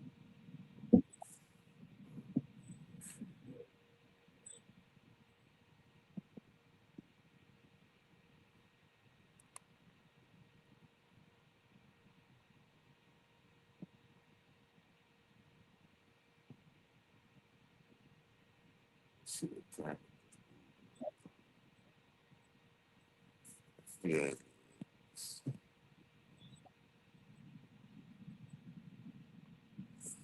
Y'all shot a nigga mama, though. Y'all niggas been fault. Y'all niggas been fault. But I guess he feel like, nigga, I'ma kill your mama, you kill my brother. Ain't one of them little dudes was his brother or something? 23 was Ace brother. They tore that bitch up.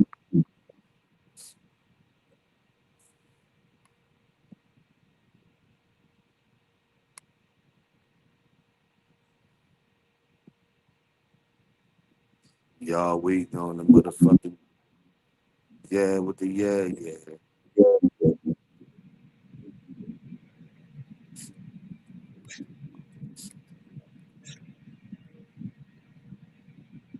Let's see what the comments.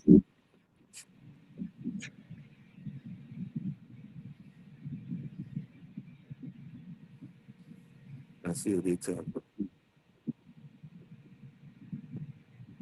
Yeah, that shit ain't gangster. Like, yep.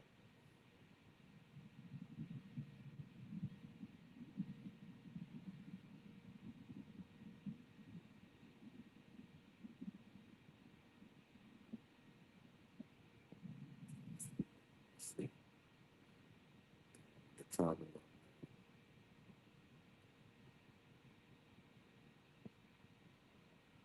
Nigga say, why are we looking at the ceiling on the real? Oh, that was thinking, like, why y'all put this shit? What's up? What's up, Veronica? We waiting on this verdict to come back. The waiting on this verdict to come back. Waiting on this verdict to come back. We gonna see it. Catch up on some shit from yesterday.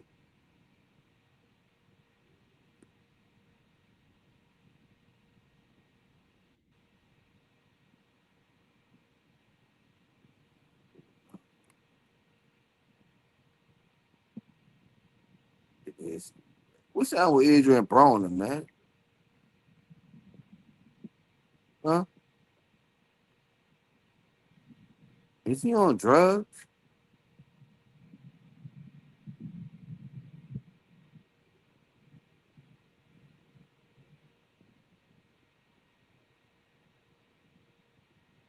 Serious. There was an argument.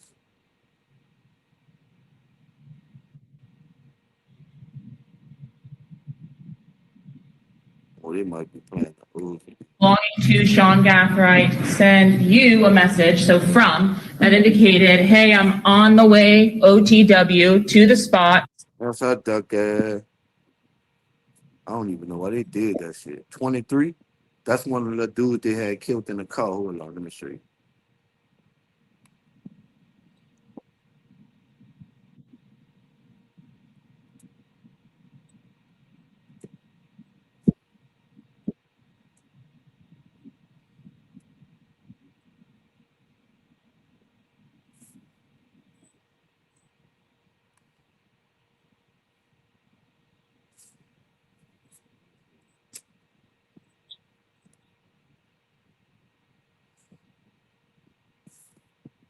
Kicking up the dirt as I pull up my skirt. When I walk by, they all on alert. Any, many, many more, you could be first. Just stupid ass. Whether you're a professional or just love getting hands-on with your home projects, Harbor Freight offers quality hand tools. How you go on?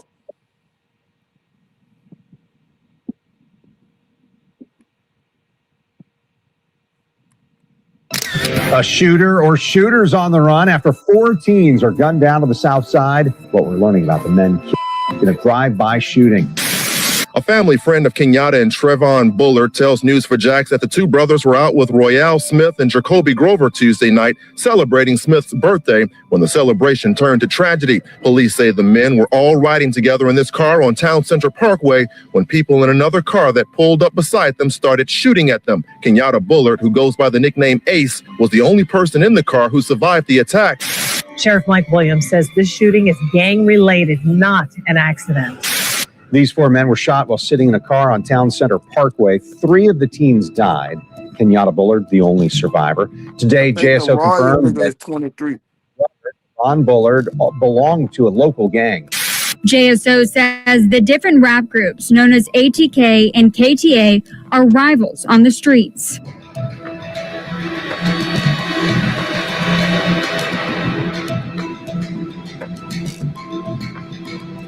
June 5th, 2018 was a day of celebration for many reasons. For a group of adolescent men that held a bond as brothers, or at least that's what it was meant to be before bloodshed and fatality became the chilling end result.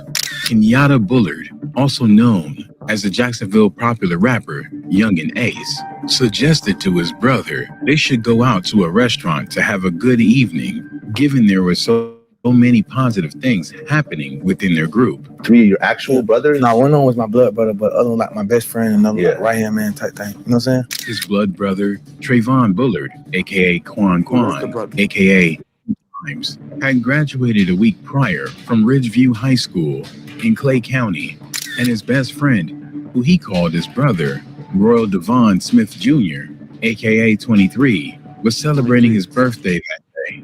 His last friend, who was also close like a brother, was named Jacoby Deshad Groover, aka 4. Normally, this public outing would not be something they would partake in, given the environment some of them grew up in. Those whose lifestyle were attached to what some may consider harmful or vicious, even the rivals and feuds they were involved in, knew the dangers. But it was a special occasion, and Youngin Ace wanted to do something good with his brothers to celebrate their achievement.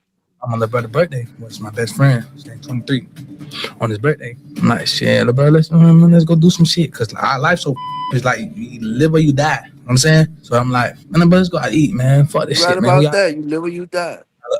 My brother, my real brother, he had just graduated like 2 weeks before that. I'm like, shit, let's go out eat, little bro. Let's go. I'm saying, go eat some shit. Like, we have emotion, we straight, like, you feel me? He like, I bet. He didn't really want to go because we don't do this type of stuff. Like, go out to eat because, bro, we in the streets. Anything can happen. So it was decided. Everyone got dressed and made their way to the Wasabi Japanese restaurant in Jacksonville, Florida. Is that where you were? You were at some restaurant? Oh, Wasabi. Youngin Ace would document the joyous occasion via his Instagram with pictures and videos and them together on their way to have a good time. Youngin Ace, Quan, 23, and 4 would arrive in the parking lot accompanied by friends and family, and it was all smiles upon everyone's faces. From the evening right into the nighttime, it was nothing but positive energy and good company. Everyone was partaking in the meal and beverages and simply having a grand time. From mothers to sisters, it was a memory that everyone was going to remember. It's crazy how I went because 23 mama was there. I'm saying, that's my best friend, 23. His mama and sister was there. And just like we was in the parking lot, just vibing, like, just, you know what I'm saying, just soaking it all in, like good time, like happy everybody. Like, you know what I'm saying? The memory would soon change from one of happiness, misery, and grief, as the students were lying in wait, monitoring their movements. And do you think they were watching you the whole time you were in there? Had to be. Ain't nobody just creep up on me like that. Yeah. They had to been sitting outside. Youngin Ace and his brothers was caught in a moment of carefree mentality, forgetting that the life that some of them lived didn't allow them to casually be in the open, unaware of their surroundings, and it would cost them dearly. Boom, bop, we went in there, we ate. Cheers, got his mama and sister them in there, you know what I'm saying? Everybody done pulled up, not everybody, but just like, you know what I'm saying, our homeboy, they done pulled up. Chilling after that, we chilling in the parking lot, laughing, playing, they fighting and shit. Just like, we slipping, for real. We ain't even on point because we so caught up in the moment, you know what I'm saying? The assailants could have exposed them right then and there, but they were patient, strategic, focused on just 4 targets. Youngin Ace and his brothers, Quan, 23 and 4. They had no qualms with any other innocent relatives and friends that were present. The time was after 10:30 p.m. The group got into their respective vehicles and made their departure. Youngin Ace and his brothers were driving in towards Town Center Parkway near Interstate 295. While in the vehicle, they got into a brotherly verbal scuffle about where they were headed next. Youngin Ace was trying to call his girlfriend as she was eating out close to where they were, but his brothers wanted to continue their celebratory escapades and proceed to meet some female friends. Approximately 20 to 30 seconds later, at around 10:53 p.m., their car comes to a halt at the traffic light.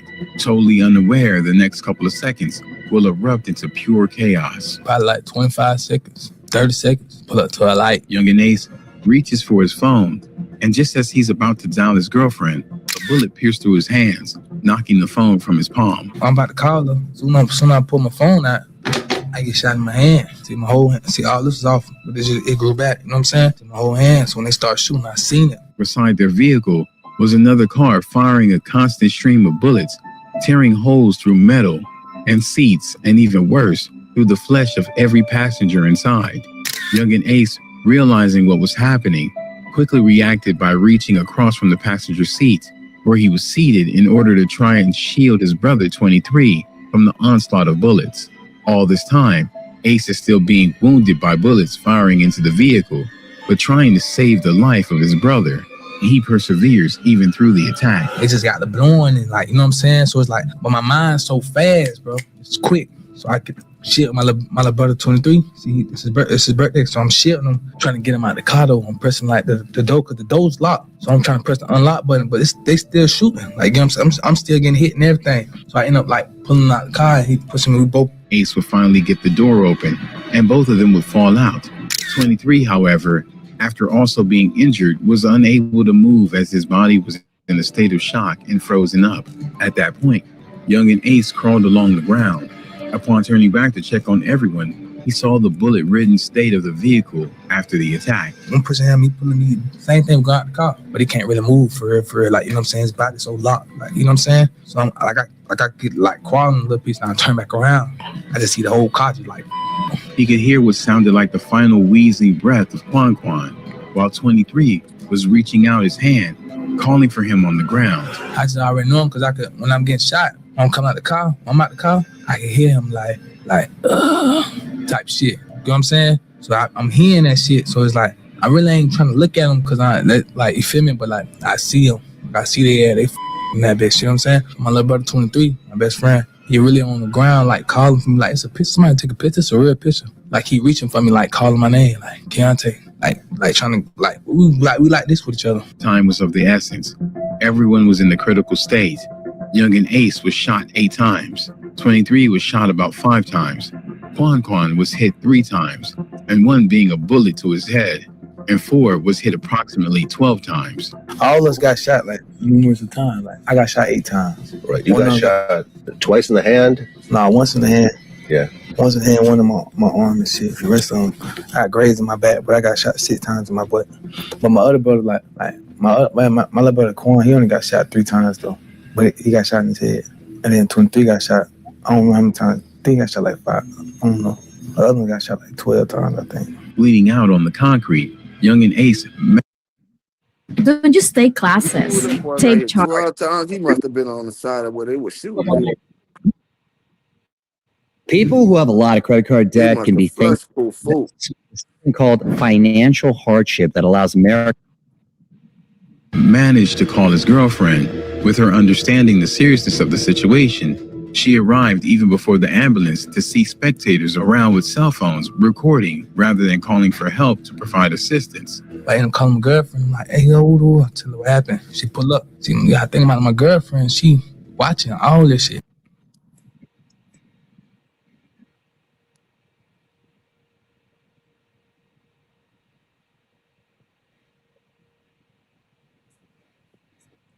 My nigga, y'all shot up, and the first number you think to dial is your girl? That bitch better been the best doctor in Jacksonville, Florida. She beat the ambulance, and it's people who here. It's people versus other cars here. Nobody really called the ambulance till my girlfriend got there. Who ain't called the ambulance? You know what I'm saying? That's how fucked this world is. She would immediately get into action. What? You ain't called the ambulance, sir. You called your girl. You fucked up like the world too. You would have did the same shit up your phone. Obviously, because you ain't called 911 and you would shut up your partner, like you see, taking his last breath. Bitch, I need help. Bitch, I'm hit up. Bitch, I don't know what just happened, but it's an ambulance. But whop, bam, bam. Anytime you told your girl where you was. The fuck? Checking on everyone and trying to wrap up wounds. I see my girlfriend, she run around going to everybody like, she wrapping me up. I'm telling my girlfriend straight up looking at her, I say, I'm finna die. You know what I'm saying? She like, shut up, you ain't going nowhere. You know what I'm saying? She wrapped me up, tied me up. She going to everybody trying to make sure everybody good. The ambulance would arrive to meet only 2 persons still alive, young and Ace and 23. 23 would be transported first to the hospital, followed by young and Ace, as only one ambulance truck came to their aid. Ambulance came one truck. It's 4 of us. You know what I'm saying? Ambulance coming, ambulance ain't even doing nothing for it. Don't you think if you would have called them and said, sir, I'm on the ground, 4 of us have been shot. Excuse me, sir? Ma'am, 4 of us have been shot. We're on such and such street. No, you call your girl, babe. We shot up in the car, babe.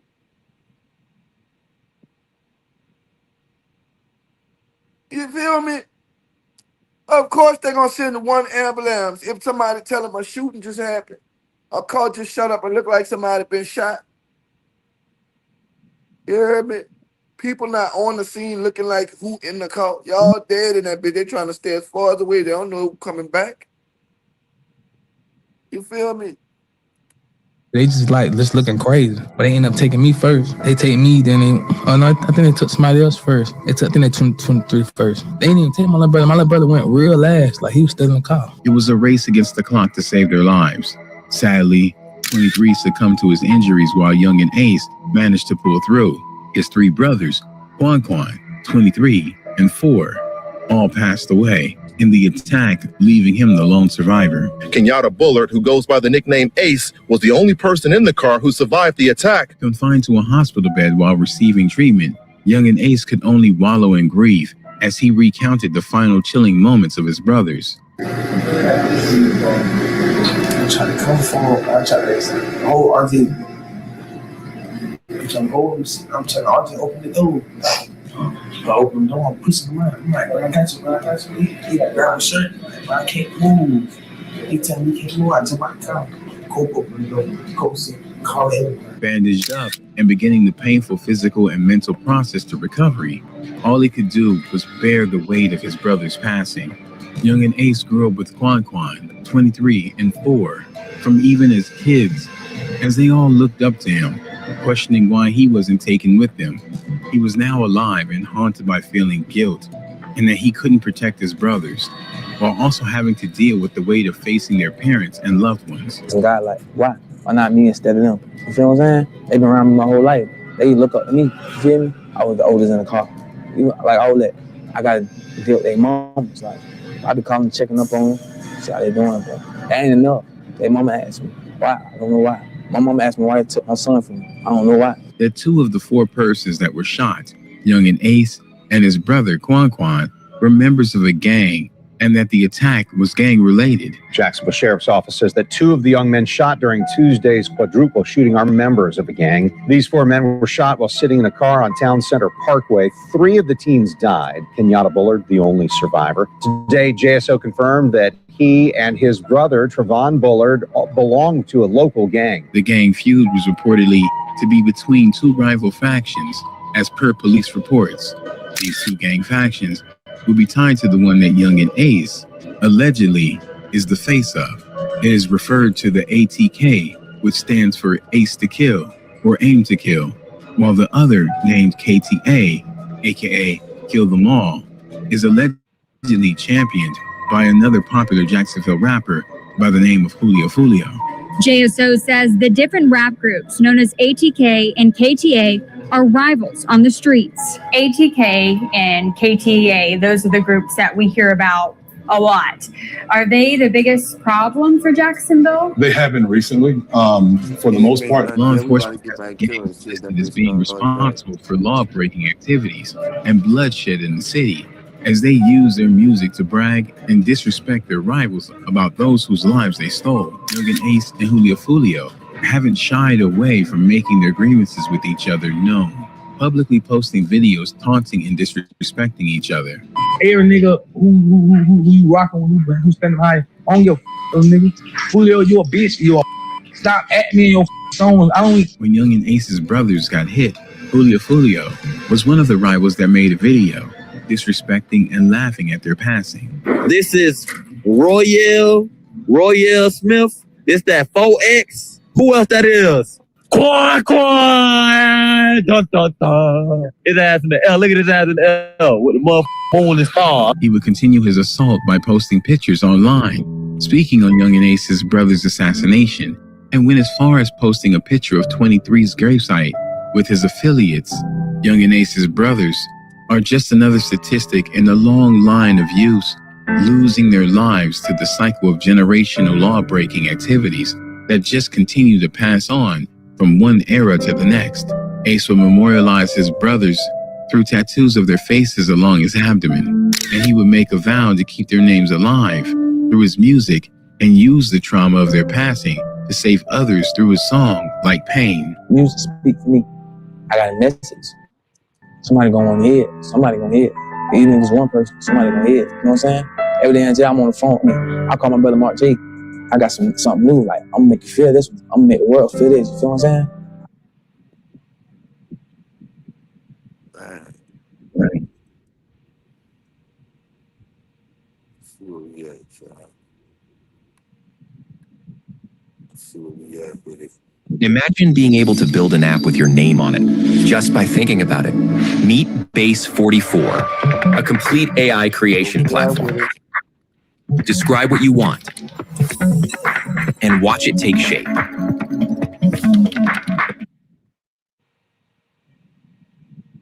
It's still in the ceiling. Still in the ceiling.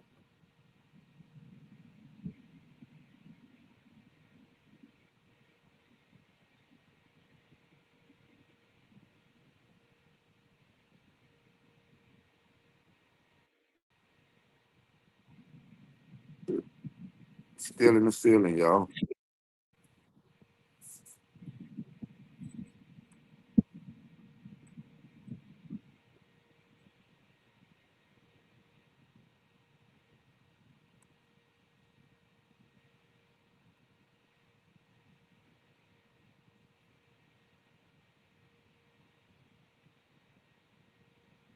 We're gonna be in the ceiling for a minute.